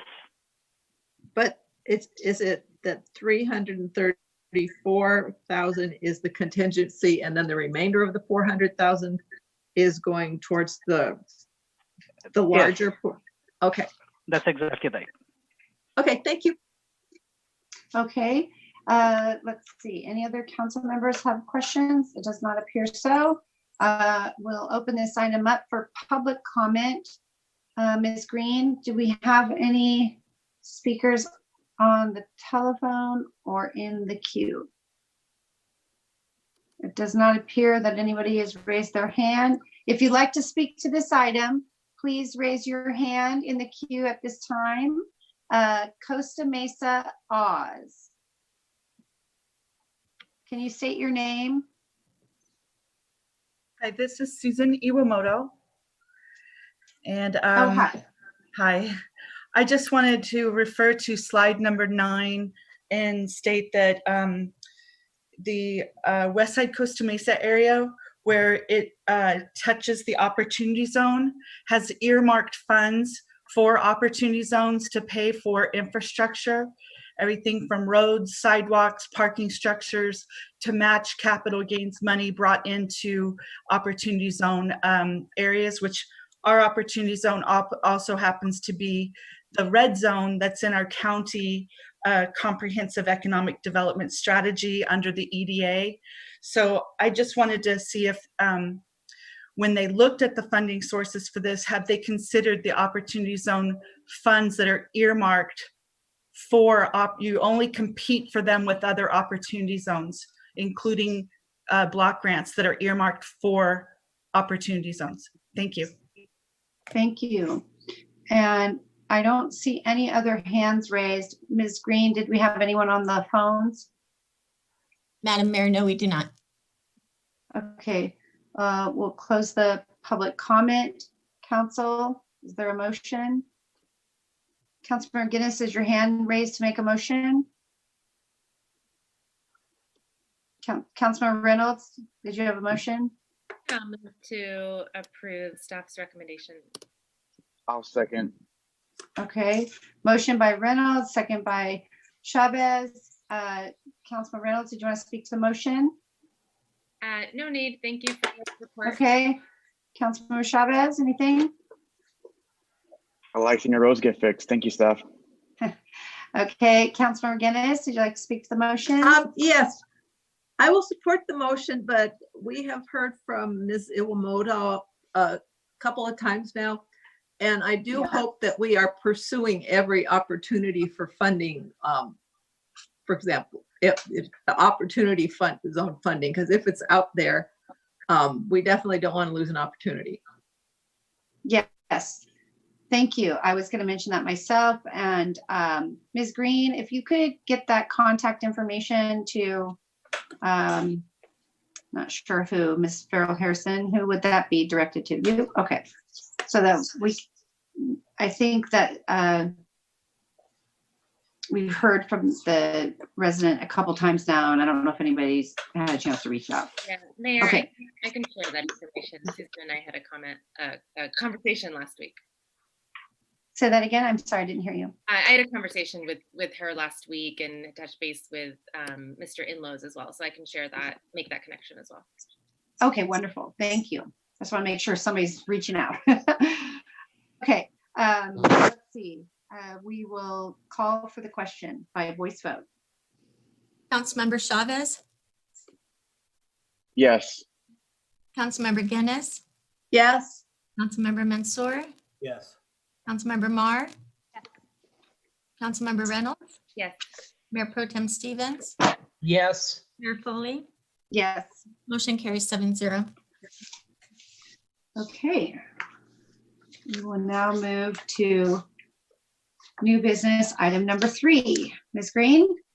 Urgency ordinance to suspend the requirements for minor conditional use permits and conditional use permits to allow temporary outdoor activities. Presentation by Mr. Curtis, Economic and Development Services Director. Good evening, Madam Mayor, members of the City Council. What we have this evening is an urgency ordinance to address, as Ms. Green indicated, outdoor seating and a couple other items applicable to local restaurants. We all know that as the shutdown occurred over COVID, restaurants were required to close dining in or on-site dining services. As of May 23rd, the county has entered phase 2 of the reopening, which allows certain businesses, including restaurants, for dine-in use. Reopening of restaurants for dine-in use is subject to a restaurant's readiness to implement and comply with specific guidance and restrictions. mainly due to the new physical distancing protocols and other best practices that are in place at this time. Dine-in restaurants are seeing their previous dining capacities reduced by about 50 to 70% capacity on average. To address this reduction in capacity, staff has prepared temporary measures for the City Council's consideration this evening. These measures fall into three general categories: allowing temporary dining on private properties in non-parking lot areas, allowing temporary dining in parking lots, and allowing temporary dining within the public right-of-way. Additionally, staff is proposing to allow the waiver of valet parking requirements. We do have some restaurants in the city that are required to have valet parking as a condition of approval, and at least for the short time with social distancing and other health-related issues, staff believes it's in the best interest to waive those for the next 6-month period. And also staff is recommending that religious institutions be allowed to temporarily use their parking lots and open spaces on their properties for their services. Staff is recommending these proposed measures for a 180-day timeframe. However, we recognize it's quite possible that City Council may determine to extend those at the end of that time if necessary. So kind of going through those recommended tiers that we're proposing for restaurants, a lot of restaurants are located on properties that have oversized sidewalks, plazas, even vacant storefronts and other areas where temporary outdoor seating could be, or indoor seating could be provided. Temporary outdoor seating would be allowed by rights in these areas if the seating is not placed in landscape areas. Regarding parking impacts, staff believes that to the extent there's any, they will be limited because of limits on the number of indoor seating capacity that will be in place because of state and county's guidance and regulations. Moving over to private parking lots, some restaurants are located on properties that don't have open spaces available for outdoor dining. Parking lots can offer another opportunity to accommodate temporary outdoor dining opportunities. Because of the possible impacts and safety concerns to limit potential conflicts between diners and pedestrians and vehicles in parking lots, staff is recommending that these types of proposals be considered on a case-by-case basis by staff, subject to staff approval of a temporary use permit, which would be subject to relatively short list of reasonable parameters. In addition to private property areas, excess public right-of-way adjacent to restaurants and strategic use of portions of city streets can offer additional dining opportunities. Staff recommends that any use of public street right-of-way be subject to additional city review. Where sidewalk or other additional public right-of-way can safely permit both seating and the required pedestrian access, outdoor dining could be permitted.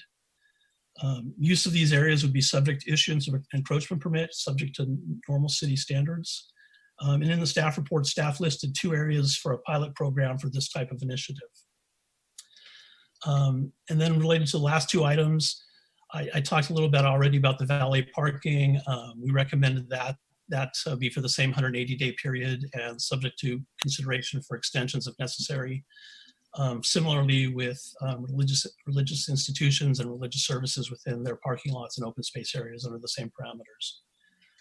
With that, staff is recommending that City Council adopt an urgency ordinance that would allow the suspension of the requirement for a minor conditional use permit or a conditional use permit to facilitate the installation of temporary expansion of outdoor dining patios or dining uses, temporary waiver of valet parking requirements, and temporarily allow religious services to occur in accompanying parking lots for the period of 180 days as a result of COVID-19 limitations. That concludes my prepared remarks. Happy to answer any questions you might have. Okay, thank you so much. Let's see. Councilmember Mansour, then Mayor Pro Tem Stevens, and Councilmember Guinness. Thank you. Mr. Curtis, I'm looking at page 3 on the staff report about the middle, well, the 3rd bullet point at the bottom, where it says temporary outdoor dining on property within 200 feet of a residential zone be closed between 11 p.m. and 6 a.m. And then I'm comparing that to page 5, the first bullet point where it says temporary religious services within a parking lot are prohibited between 7 p.m. and 9 a.m. I'm wondering why there's a difference in the hours. The restaurant calls it 200 feet of a residential zone. I get it that any noise, regardless of where it's coming from, 200 feet from a residential zone would be an issue to me, a concern, whether it's a church or a restaurant. But we're giving the restaurants 11 p.m. to 6 a.m. And conversely, there are some churches that are in industrial zones where there's no residential anywhere. But we're having an earlier closing time, for lack of a better word. Not that churches are gonna be doing stuff late at night. I doubt that's the case. But some do have evening services, and I get it. Those are usually in the past. But I'm not an attorney, but I just wonder if that's a double standard, if we should be treating all noise the same, regardless of the source, in how we word this and the time limitations that we put on it. And also take into consideration if it's an industrial zone or if it's close to residential. Mr. Curtis, could you respond to that? Did you have an explanation? Yes, Madam Mayor. Councilmember Mansour. Basically, we looked at the existing operating hours generally for restaurants and coffee shops and churches in the city, and that was what this was generally based upon. The other issue that led us to the slightly more restrictive hours in churches, and your points are well taken, is that a lot of churches in our community are located literally within residential neighborhoods with residential neighbors on all sides of them. We absolutely could, and it'd be up to the city council within your discretion, we absolutely could look at these a little bit more on a case-by-case basis for churches that are either a little farther from homes or in non-residential districts. Right, and I get your point. There are some churches that are right next to, surrounded by residential. And I know there's some restaurants on the east side that have residential nearby as well. I don't want to be sued, and I want to be fair to everybody. I love the idea of getting people out into the parking lots where it can be done safely, whether we had this COVID thing or otherwise. It's good, but it's especially good now to get people open. But anyways, I'd like us to take a look at that. I have some concerns with a perceived double standard, and I'm not an attorney, but I wouldn't want us to get sued on it either. So anyways, that's okay. Let's see, Mayor Pro Tem Stevens. Well, I am an attorney, but I'm not acting as you just play one on TV. One right now. So anyway, I have a question regarding the same area that Councilmember Mansour discussed, but a different issue. It says amplification, the second bullet on page 5, amplification is prohibited. To me, that seems a little bit impractical. I mean, when you go to church, usually the priest or the minister, or the rabbi or whatever has some amplification. It also, at least in my experience, to be on the phone, you mentioned smartphone, is a little bit irreverent, I think, in some faiths. Is there flexibility about, allowing some amplification, maybe saying, you can have amplification of just the voice, but not electric music or something like that? I mean, what's the thinking there, and what does the staff think about whether we should, look for a more, what do you call it? A more compatible restriction. Mayor Pro Tem Stevens, you're correct in comparing your question to Councilmember Mansour's. The staff's thought process was similar in coming up with that particular recommendation. We were looking at the fact that we have a lot of churches that are in very close proximity to within residential communities.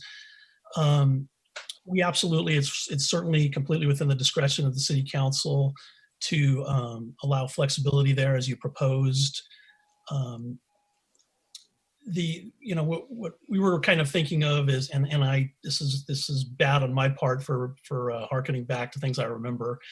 I was thinking back to previous churches where people drove into churches on occasion, and also drive-in theaters where where churches would broadcast to an FM station and people could listen to it through their car radios. So that's kind of what we were thinking in mind. But we absolutely, that certainly isn't necessary in non-residential areas, and even in residential areas. I think your points are well taken, that limiting certain types of amplification would be sufficient, but certainly allowing amplified speaking would be potentially fine. Okay, and Councilmember Guinness. There's nothing here about indemnification for the city. Would that be required as part of any encroachment permit, or should we be adding an indemnification requirement? That will be required. As part of an encroachment permit? Absolutely. Okay, good, because I could just see where the deep pockets when somebody spills hot coffee. Yeah. And then the suggested conditions really don't address music or other outdoor sounds for the restaurant uses, whether amplified or otherwise. What would be proposed there? Councilmember Guinness, we would be looking at treating music at restaurants the same as we typically do. There's a process to permit music and amplified music at restaurants, and the thought was we stick to those existing criteria, or we come back at we just weren't prepared. We haven't done enough research in this, and we wanted to get this out to the restaurants to help them as quick as possible. So we really haven't had a chance to fully explore the issue that could occur if we allow all restaurants by, more or less by right, to have amplified music outdoors. Yeah, because to me, that would be a huge problem, because I think this is a great idea, but if we're letting people have music till 11 p.m. and they're like smack dab next to a residence with small children who are trying to sleep, and hopefully by the end of this period we'll be back in school, I think that would be a huge problem. And those are my questions. Okay, thank you. Councilmember Reynolds. Mayor Pro Tem Stevens, you still have your hand raised. Did you have another question or no? Okay, Councilmember Reynolds. Oh, good. Okay. Thank you. I'm super excited about this item and really appreciate the desire to move quickly. So thank you, Mr. Curtis, on that. And I appreciate our little sort of aerial tour of Costa Mesa on Google Maps to look at how this might work in different areas. I want to try to go through these questions quickly. We talked about, as examples, Outpost Kitchen on Monrovia and Eat Chow on East 18th Street as examples where there's not a sort of private parking space or wide sidewalks to move into. Those are places where I think they'd have to go into the sort of public right of way or the public parking spaces. That kind of opportunity is still covered in this recommendation, right? Under the provide outdoor dining within certain public rights of way. That's correct. Okay, good, thank you. And in the spirit of sort of, making this opportunity available quickly for our businesses, can you talk just briefly about what the permitting process looks like for the conditions under which a permit would be required, and would there be a fee? Sure, Councilmember. So staff is looking at doing this as expeditiously as possible, obviously. We are setting up to this a temporary use permit process, which our intention, and if the city council agrees, we'll do this. Our intention is to do that with no fee for the first 30 days to let restaurants take advantage of this. And then after that point in time, we have an approval process called a zoning determination letter, where staff does a little bit of research and gets back to people, writes them a letter. Our thought would be that we charge that rate for this, after the initial 30-day period to allow restaurants to initially take advantage of this. And essentially it'll be a short 1-page-ish, maybe we haven't quite finished it, but 1-page to 2-page application that really just asks what they're proposing to do. If it's in a parking lot, it would show the areas in the parking lot where they're proposing to provide the dining, and how they're proposing to either use barricades or other means to ensure that that's a safe environment for diners.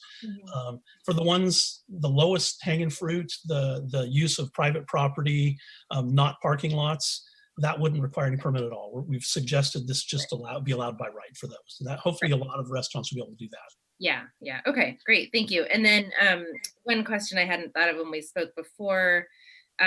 So this recommendation allows the use of some possibly public parking, parallel parking spaces for dining. I've been thinking about where I've seen this work really well in other cities. Sometimes they'll also take one of those spaces for bike parking. And I know we want to encourage that since we're asking people to stay local and so on. Would this allow that, or would we need to add that? This would allow that, and I don't know if Raj, if you have any different thoughts on that, but I believe this absolutely would allow that. Yeah, and it would still be part of that whatever temporary permit process, so that would need to be approved. Okay, great. And then just on a thought I had on Councilmember Guinness's last comment about potential disruptions where we're near residential neighborhoods. Maybe this is already part of your plan, but I think it could be helpful to have maybe a standard posting that provides residents or neighbors instructions on who to contact if they do have a complaint about this change. That's it. Thank you. Okay, looks like no more questions. Thank you so much for bringing this forward. I know a lot of us are excited to talk about this and vote on this tonight. And I'm going to open it up for public comment. I don't know if we have any speakers that are in the queue. Are there any speakers in the queue, Ms. Green? If you'd like to speak on this item, oh, here they come. I recognize some of those names. Okay, I can't tell the first speaker's name. The first speaker, Luke. Okay, ahead. Go ahead. Can you hear me? Who is the first speaker, Ms. Green? Luke. Okay, Luke H. Yes, can you hear me? Yes, we can. Oh, okay, great. I want to thank Mr. Curtis for bringing this initiative to the City Council tonight. I live and work in Costa Mesa and fully support this initiative's goals. I think it's important to note that this initiative is not being proposed in a vacuum. Cities all around the country have enacted similar initiatives, even closing roadways to traffic in some cases. And they have been met with open arms by the local restaurants, retailers, and residents of those communities, and are widely regarded as exceedingly successful.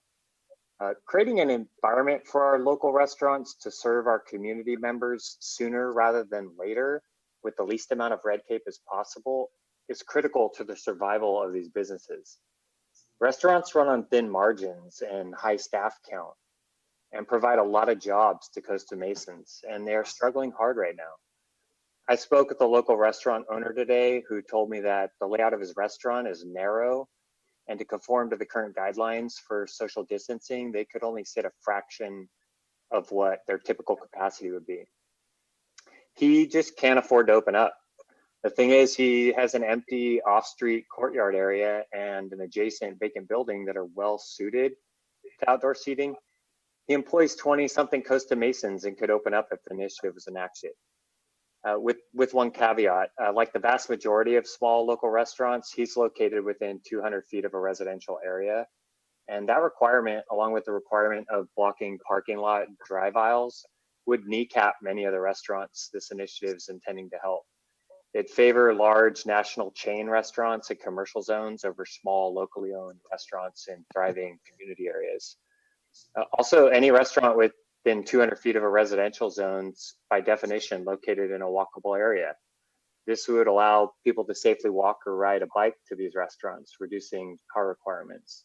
So I just think we need to trust our local restaurants. The Costa Mesa Alliance for Better Streets, which is a small nonprofit organization that values more human use of our streets as a public space, has committed to helping Costa Mesa restaurants expand into outdoor spaces by connecting them with local designers and volunteers willing to assist them. And restaurants have the potential to be the most visible sign of the economic comeback. I think we should join the growing number of cities around the state that are successfully lifting up their local businesses by opening up the public and private outside space to these restaurants. So thanks, that's all I have to share. Okay, thank you so much. Next speaker is Bouwew on the line? Madam No. Mayor, that is a staff member. Oh, sorry. Okay. The next speaker will be Mark Perkins. Okay, Mr. Perkins, hello. Welcome. Thank you. Thank you very much. Again, my name is Mark Perkins. I'm a member of the Costa Mesa Planning Commission and board member of the Costa Mesa Alliance for Better Streets, but tonight I'm speaking solely on behalf of myself. One thing I want to point out, as issues relevant to this item may come before the Planning Commission, I will refrain from supporting or opposing it. I will, however, share some questions I had after looking over the staff report and draft ordinance. First, I was wondering, what's the purpose of the prohibition on crossing drive aisles in parking lots? It's on handwritten page 9 of the ordinance. And is that necessary in all cases? For instance, after all, people regularly cross drive aisles every day getting to and from their vehicles. While I can understand the concerns regarding wait staff having to regularly cross drive aisles, a blanket prohibition seems like it could hinder creative designs at locations, especially, for example, counter-serve restaurants who simply want more space for patrons to sit. I also understand that the council will be considering advising staff on locations to explore pilot projects to use public right-of-way street space to help local businesses. Regarding the possible pilot program or pilot location on West 19th Street, I was wondering about what would it be possible to consider starting maybe at Anaheim or Park instead of Pomona to allow additional local restaurants, say like Taco Mesa and El Chinaco, to participate. And finally, I've heard that there may be a requirement for businesses to get insurance to expand into these on-street spaces. And I wonder what the cost of that might be and if that insurance might be a deal breaker for some of our small, locally owned based restaurants who are on razor-thin margins. Thank you so very much. Have a great night. Thank you so much. Mr. Toller is the next speaker.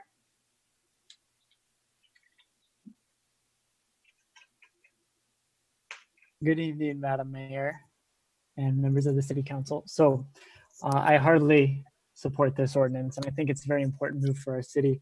I want to thank Mr. Curtis and his staff for taking the initiative and bringing this to you tonight. Our general plan makes it very clear that we aspire to be a walkable, bikeable, active, green city. I was looking through the circulation element today, and half of our goals, over half of the goals, are about making this happen and undoing at least some of the codependency that we're stuck in as a city. So first, I want to recognize that even though the circumstances almost necessitate that we take these sort of measures, this urgency ordinance does move the city forward in a direction that we say we want to go in. And for that reason, it's a good thing, and I urge you to support it.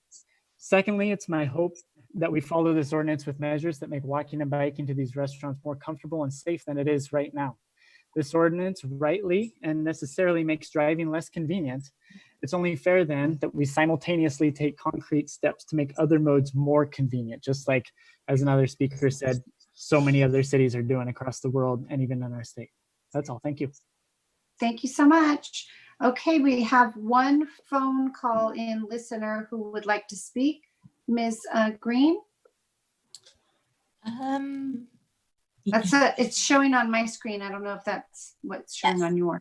Yeah, okay. The person whose phone number ends in 056. Good evening, Council. This is Ralph Tabota. I want to speak on this item. I urge the Council, first of all, thank you to staff for bringing this forward. I think it's a great idea. And I urge the Council to support all three options for increased dining space. At the beginning of this Council meeting, Mayor Pro Tem Stevens mentioned the committee he's on for revitalizing the Costa Mesa economy. And paraphrasing here, that kind of the goal of what can the city do to aid business recovery. To me, this is a tangible, practical way of aiding the smaller businesses, mid-sized businesses in this city to recover. I think the city is very proud of its many well-regarded and varied restaurants. And this is a concrete way to support those restaurants. Staff report talks about the social distancing requirements, and the in-restaurant seating could be reduced 50 to 70%. Well, I don't know the economy or the business model of these restaurants, but it wouldn't surprise me that a business was to reopen and they could only be 30 to 50% full. They probably wouldn't be making a profit. And they're not, it's the old adage, they're not going to make it up on volume. So the way for them to have additional seating is again, the outdoor seating. And again, to me, this is it just makes perfect sense. As mentioned by previous speaker, it's being done successfully in many other cities. It just makes sense to do this, and I urge the council to support it. Thank you. Okay, thank you. Ms. Green, do we have anyone on the phone? Madam Mayor, we do not have any further speakers. Okay, I will close the public comment at this time. Council, is there a motion? Looks like Councilmember Reynolds. Yes, I move that we enthusiastically approve staff's recommendation. Okay, second. Now, Councilman Reynolds, did you want to speak to the motion? Yes, and I apologize. I lost my sticky note here. With one modification, so I move that we enthusiastically approve the recommendation, but remove the prohibition on crossing drive aisles, and instead make that something that just needs to be approved by staff. Okay, Mr. Curtis, can you address that? Are you okay with that? Madam Mayor, the reason we recommended that, generally I think staff would be okay with it, but the reason we recommended not crossing drive aisles was one, this is new and we feel we could adjust as we go on these things. We were concerned about wait staff and other staff walking across to basically islands of dining in the middle of a parking lot that would have cars driving between the two, and felt it best to do to situate the seating in a manner that was coterminous with the public areas, not the roadways. We could certainly review them, and if we didn't feel they were safe, recommend changes and not approve them. But I think our recommendation would still be, we still think it's better approach, at least initially, to keep the dining areas adjacent to the edges of the parking lots. And they can spill away into the parking lot, but not to have drive aisles cutting through the seating areas.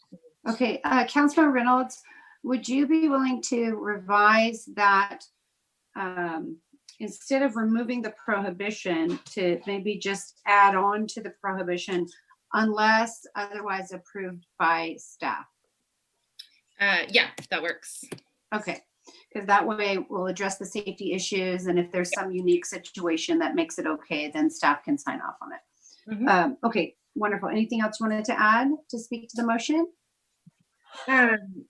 Speaking to the motion, no, I mean, I think we've heard it both in the staff report and some of our comments, and certainly comments from the public. It's a creative but also proven strategy. I think it's a very low risk strategy. We've seen lots of ideas, even in pop-ups are showing up in Santa Ana, so we've got it in our neighboring cities, and I know Mr. Curtis has seen this in other cities he's traveled to as well. So I think it's one of the opportunities we have to help our local businesses, and one that unlike some of the administrative stuff we're helping them with, this is also a really fun and creative way that I think will help continue to reconnect our community as well. So I'm excited to see this happen.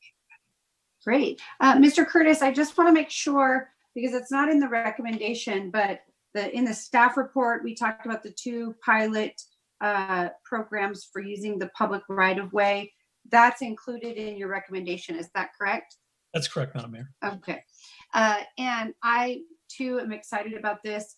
in our Restore Costa Mesa Economic Recovery meetings over the last 5 to 6 weeks, we have talked about this quite a bit with our restaurant focus group, of which that's the group that I participate in. And it's been something that the group has really wanted us to move forward on, and lots of good input from them when Mr. Curtis kind of presented to them on Friday.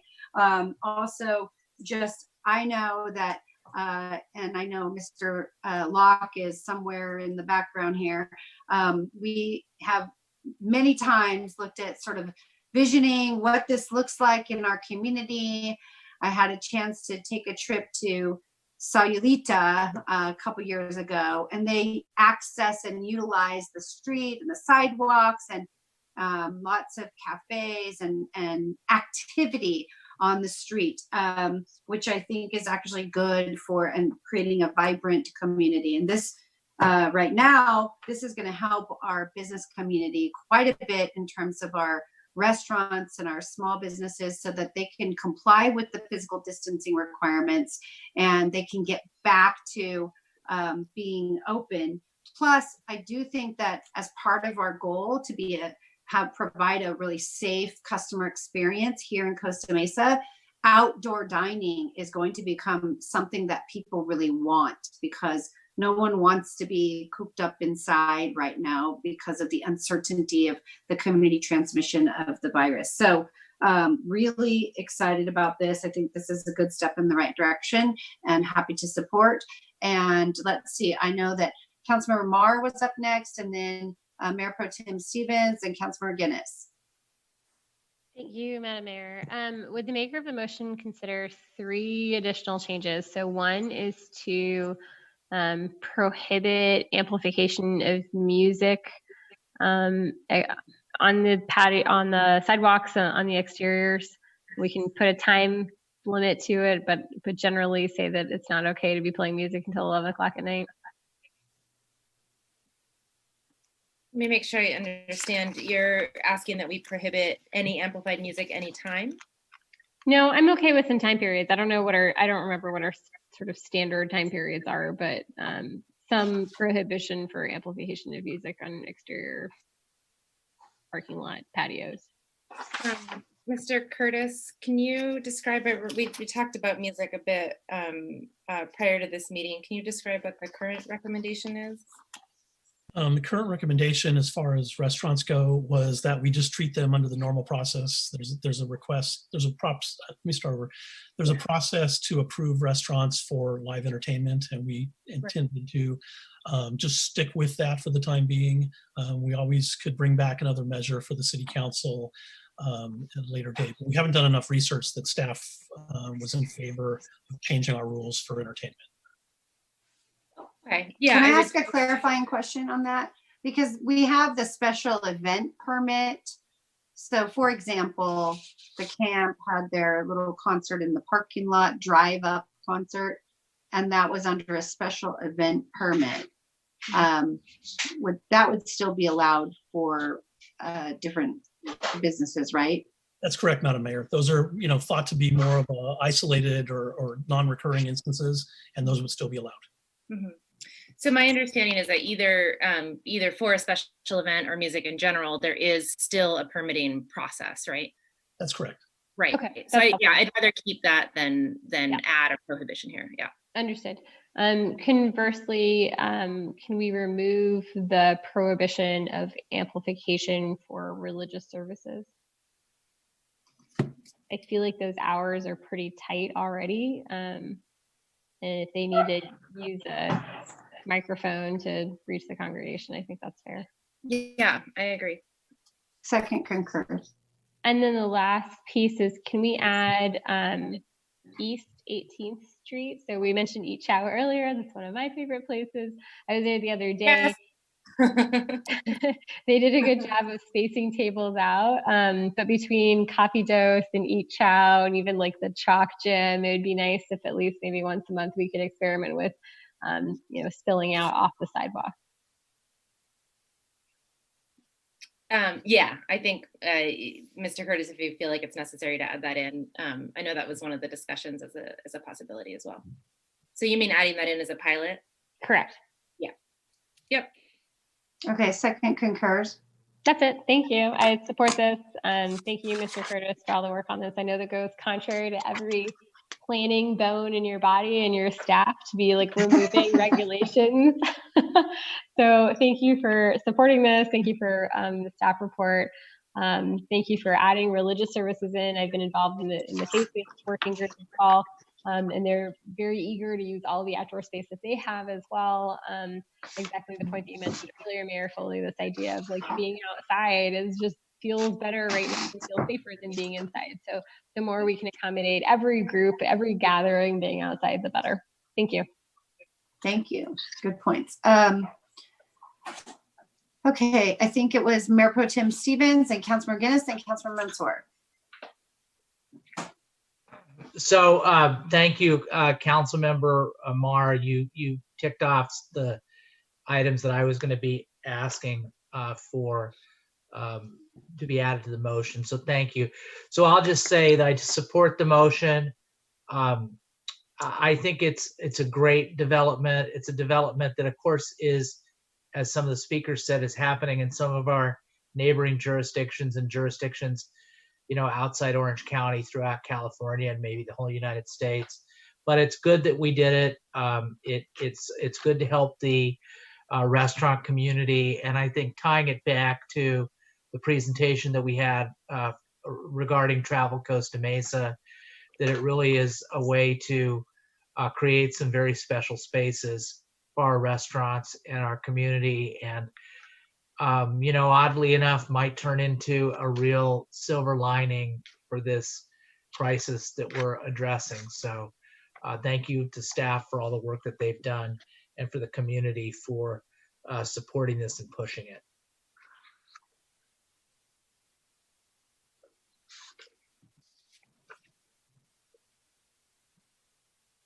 Councilmember Guinness? I have a couple questions for staff.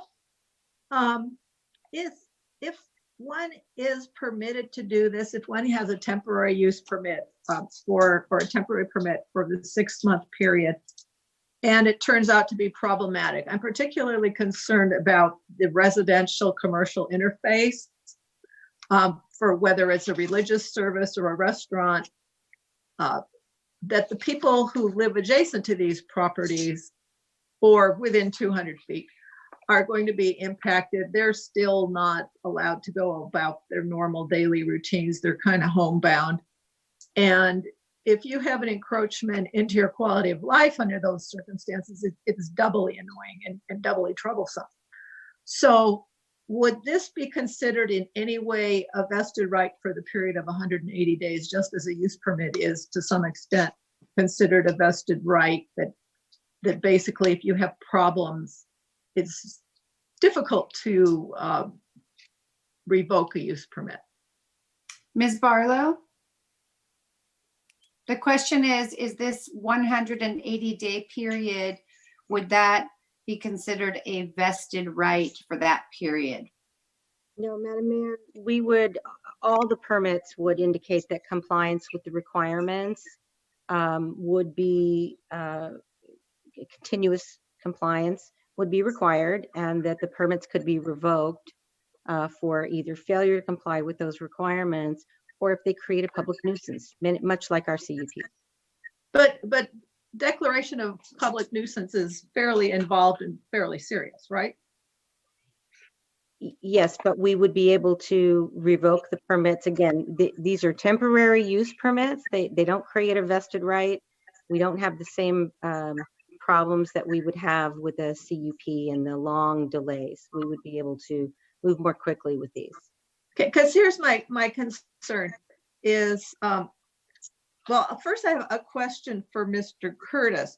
You indicated that we would treat every aspect of the restaurants pretty much the way we would treat them normally, for example, music.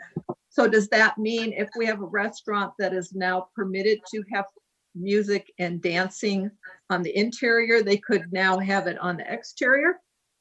Councilmember Guinness, no, that's not our intention. Oh, good. First of all, most of those are already conditioned to talk about where those things are allowed, but we would absolutely not do that through this process. So we could just make it very, very clear that where music is to remain on the interior, it shall remain on the interior. Just because you have a permit for live entertainment, you can't put it out on your patio now. Correct. And we will also make it clear what exactly the temporary use permit is approving. and limited. Okay, good, because that was a huge concern for me. And would the maker of the motion consider an amendment such that the temporary religious services within a parking lot are prohibited between 7 p.m. and 9 a.m. only on a property within 200 feet of a residential zone? Sure. Mr. Curtis, do you have any concerns about that? No, Councilmember, we did not. Okay. Yeah. Second concurs. Okay. I think this is a great idea. They, in Europe, they have started converting some of their public squares into outdoor cafes because of the social distancing situation. And provided we could do it without creating problems for the nearby residents, I think it's a great idea. But I am struck with by an irony here. A family in Costa Mesa can go out to eat. They could have a nice chicken dinner out at a restaurant now, possibly on public property. They could have that same chicken dinner around a table at home, but they can't take that chicken dinner and sit in a public park. And I find this very ironic, particularly when we look at using public spaces. And I also find it an issue of social justice. We gave a lot of lip service to wanting to make changes, wanting to be fair, wanting to establish social justice for our community. And now we have a situation where you can eat on public space if you pay money. Sort of like you could stand on the grass in a public golf course, but you can't stand on the grass in the park for free. So we are, by some of the things that we're doing, the failure to open our parks for a family to go and sit at a picnic table while we are doing this is ridiculous. It's just ridiculous. We need to get our parks open for families to go and sit themselves. But that's a whole different tangent. Okay, thank you, Councilmember Guinness. Councilmember Mansour, did you want to speak to this item? Yes, thank you, Councilmember Guinness, for the requesting that change for the way I understood it. So if it's a church that's not within 200 feet, excuse me, the limitation would be if it is within 200 feet, then it has to be prohibited between 7 p.m. and 9 a.m., correct? That's right. So then my question is, well, what if it's not within 200 feet? What if it's 300 or 400 feet away or it's in a commercial, or excuse me, an industrial zone? Does it go back to the 11 p.m.? Not that they're going to go that late. I'm just wondering what it reverts to. Mr. Curtis, could you clarify that for him? Yes, Madam Mayor, Councilmember Mansour, as the motion was, as I understand the change to the motion, churches that are not located within 200 feet of a residence would not be restricted from having amplified, not music, but anyway, amplification. Sound, yeah. But it did not address the change in hours that you had discussed earlier. Okay, so I get they'd be able to have amplified music, but would they be able to, it's implied that they'd be able to meet past 7 p.m.? Yes. Well, I'm asking Mr. Curtis. Mr. Curtis, that's why I tried to get Mr. Curtis to explain it to you first, because I knew you wouldn't like it, my explanation. It's not that I don't like it. I want to make sure staff understand. I want to make sure I'm understanding. He just said that. He can say it again. Mr. Curtis, please repeat it. Well, what I indicated was that the hours that staff I can't speak. The hours that staff recommended for religious institutions was not proposed to be changed through the motion. So it would still be no amplified sound or no services. No, I'm sorry, no use of the open space between the hours of 9 p.m. and 7 a.m. 7 p.m. to 9 a.m. Yes. That wasn't, Okay. Councilmember Wasn't Guinness, my- did you have a That's- question? that wasn't my request. My Right. request Councilmember was Guinness. that we change that prohibition on the hours to This is why I'm only apply clarifying. within 200 feet of a residential property. That was my request. That was my understanding. Mr. Curtis? Apologize for misunderstanding. Councilmember Reynolds, is that your understanding? Yes, yeah, that was the last modification that we made. Okay. Councilor Mansour, do you have any other questions? So if it's within 200 feet, it's limited to 7 p.m. to 9 a.m., correct? For outdoor activities, that's correct. Correct. If it's outside of that, if it's 300 feet or more, let's just say, then they can go beyond 7 p.m. They could go up to 11 p.m. I want to be sure I understand that. Is it the same as a restaurant then?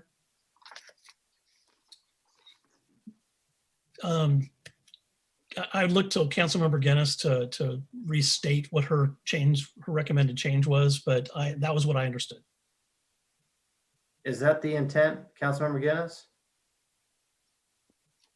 Well, my intent was to allow churches that are in industrial areas to not have any hour restraints, because if you're up on Red Hill, who are you going to bother? There's a church on Cadillac. Who are they going to bother? Right, and I agree. And I'm not saying they're going to go late, but you could have people even just quietly praying and they're not going to disturb anybody. But the reason I ask is because you could have a service that starts at 7 o'clock and goes till 8 o'clock. I just don't want to treat them any differently than a restaurant, especially if they're being quiet and they're not near anybody. That's the only point I'm trying to make. So I just want to make sure I understand that. I get it. If they're within 200 feet, they need to be limited in their time. But if they're outside of that, I want to make sure the intent is not to limit them any more than we're limiting a restaurant. That's correct. Okay. That is correct. Who? This is Susan Price. I just want to make sure. Other Island.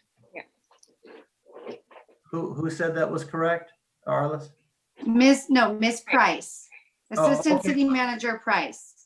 Thank you. Okay, then I'm satisfied if that's the understanding. Thank you. And Mr. Curtis, there is a piece here in the staff report on page 5 about future modifications to allow staff to be responsive to changing circumstances. Staff recommends revisions may be approved by the city manager or his or her designee, right? So this is the opportunity to make a few sort of minor tweaks, I'm assuming, based on, how things are going. Is that correct? That is correct, Councilmember. That was the intent of that clause. Yeah, I appreciate building in that flexibility. Thank you. Okay, I think that's all the hands I have up. So we will call for the question. Ms. Green?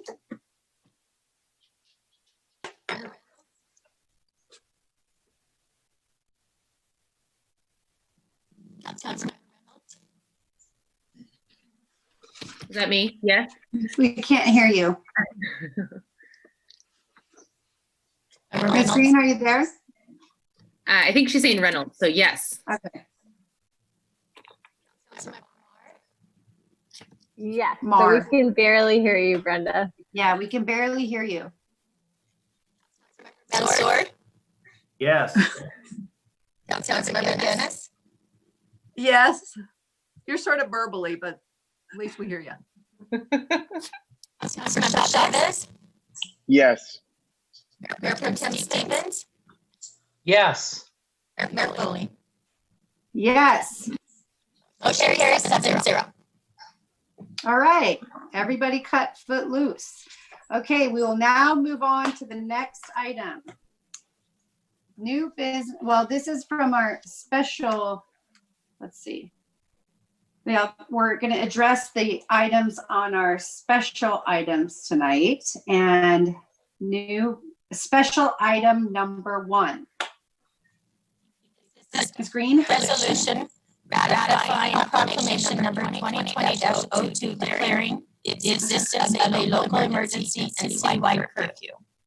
Presentation by Ms. Farrell Harrison, City Manager. Okay, Ms. Farrell Harrison. Oh boy, I can't wait till we get to not do this anymore. I mean, it's great because we all can do it and we can all be here and everyone can be accessing this process, but whew. Thank you, Madam Mayor, council members. The item before you right now is the ratification of the actions that I took over the weekend to declare a local emergency and also to establish curfews. So as you know, the protests that have been occurring throughout the country, many of them peaceful,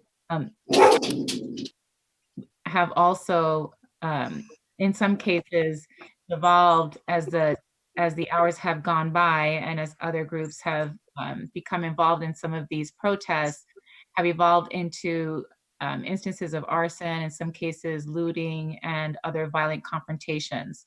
And so out of an abundance of caution, we put together an emergency declaration. As you know, an emergency declaration allows for the city to take swift and immediate action to protect both from loss of life, loss of property, and to make sure that we can act in a manner that's immediate to meet emerging needs. And so we were able to do that on Sunday in anticipation of some protests in the region for cities that are adjacent to us where there had been some looting and some violence. And so we were able to put that in place. And tonight you have the opportunity to ratify it. And as we continue to go through the next week, we'll be monitoring the situation, locally and of course throughout the nation. It's a global phenomenon right now. And so we'll continue to be agile and work closely with our police department to make sure that we're taking all the actions necessary to react accordingly. Okay, council members, are there any questions? I don't see anyone's hand raised. Open this item up for public comment. Ms. Green, do we have anybody who's in the public? If you'd like to speak to this item, please raise your hand or press *9 if you're listening on the telephone. Madam Mayor, we see nobody. Okay, thank you so much. We'll close public comment. Council, can we get a motion? Ready? I move to ratify. Second. Okay, Councilor Mark. Motion by Mayor Pro Tem Stevens, second by Mar. Mayor Pro Tem Stevens, did you want to speak to the motion?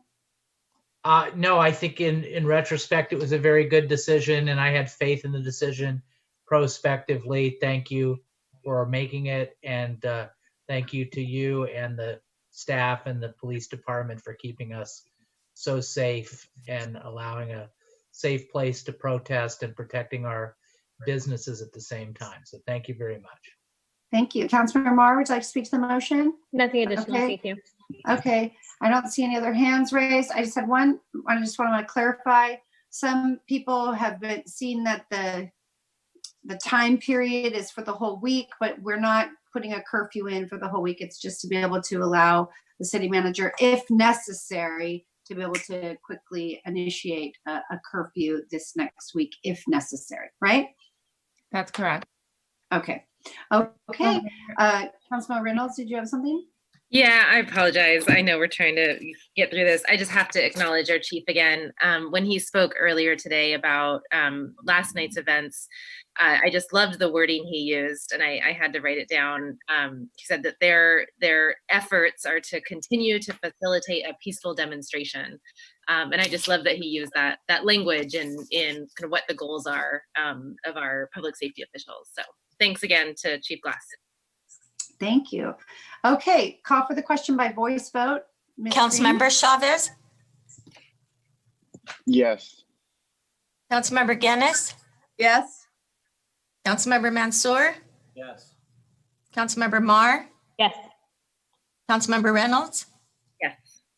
Mayor Pro Tem Stevens, Yes. Mayor Foley.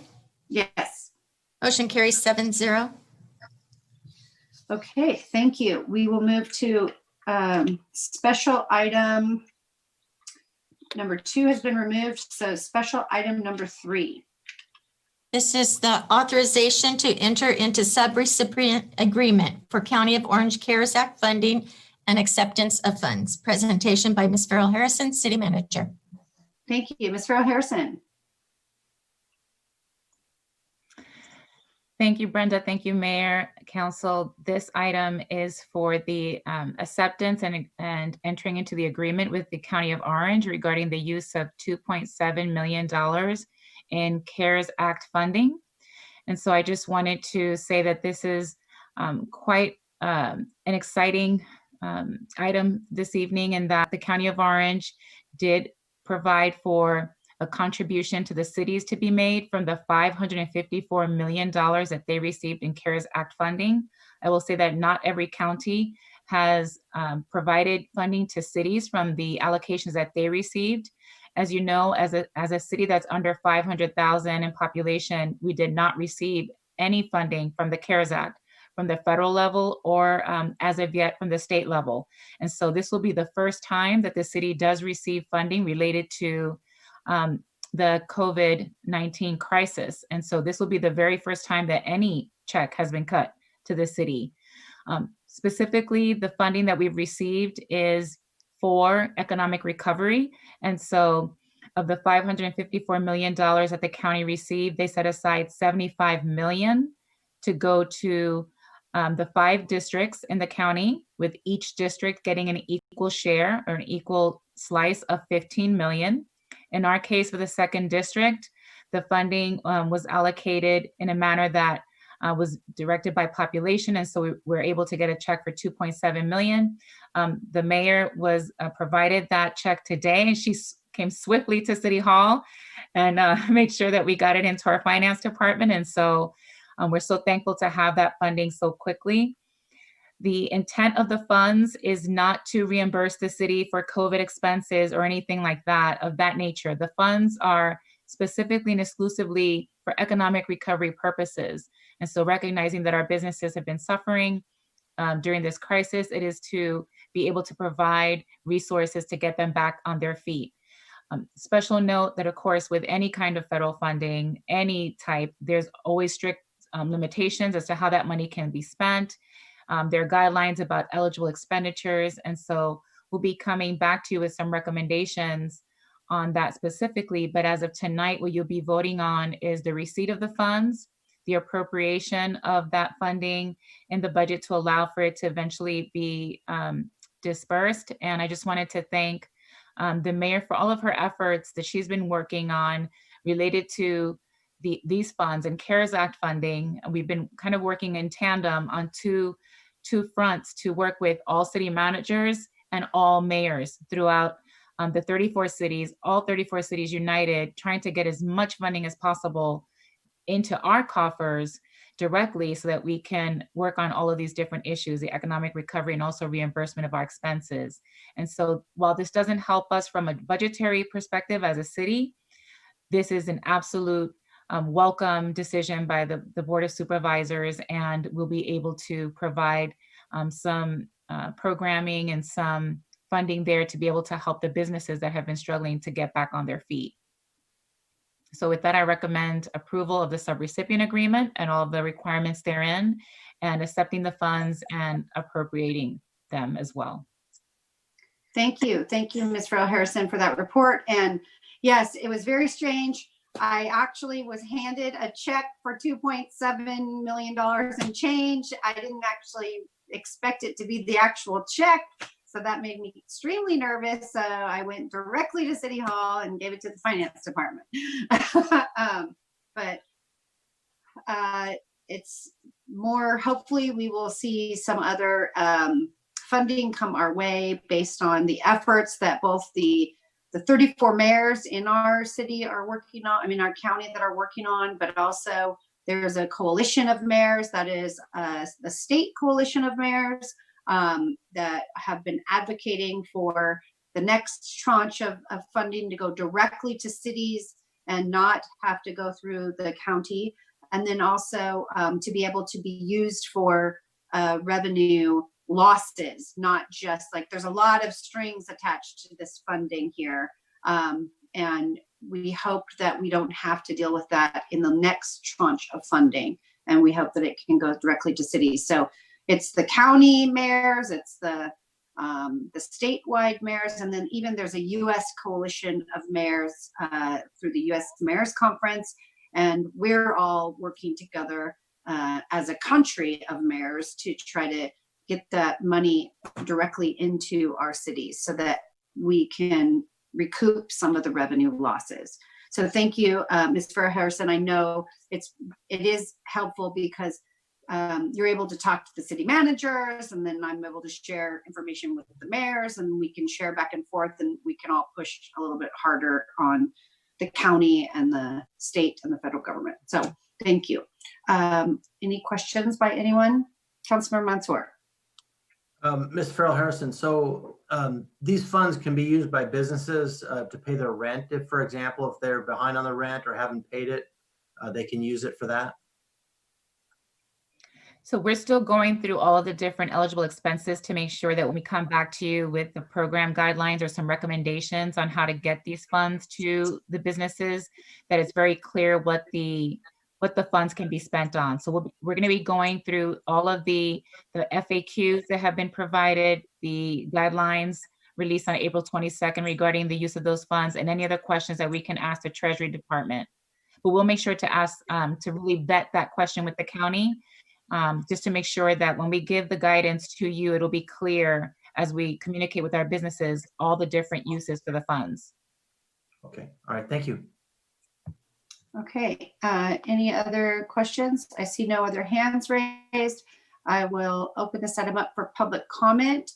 Is there anyone in the queue who wishes to comment on this item? Please raise your hand or press *9 on your telephone. Costa Mesa, Oz. I just want to remember your first name is Susan. I'm trying to find my notes for your last name. I apologize. Go ahead. Okay. It's Iwamoto. Iwamoto, thank you. Yes, I just want to thank you and the staff and the entire council for working really hard. There was, as you know, there was a lot of pressure on the county supervisors to keep this money at the county level and apply it through the SEDS program.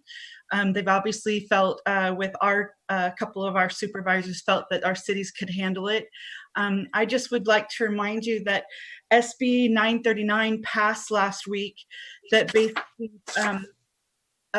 commercial tenants cannot be evicted, cannot be, they're going to need this money more than anything, or there's going to be a great transfer of wealth from small mom and pops like us that we have a mortgage to pay and we are not getting deferrals like our residential mortgage companies. So commercial mortgages, we don't get a deferral. So if our tenants don't pay, we lose our property and it goes into the hands of somebody else. And it's been in our property, it's been in our family for nearly 100 years.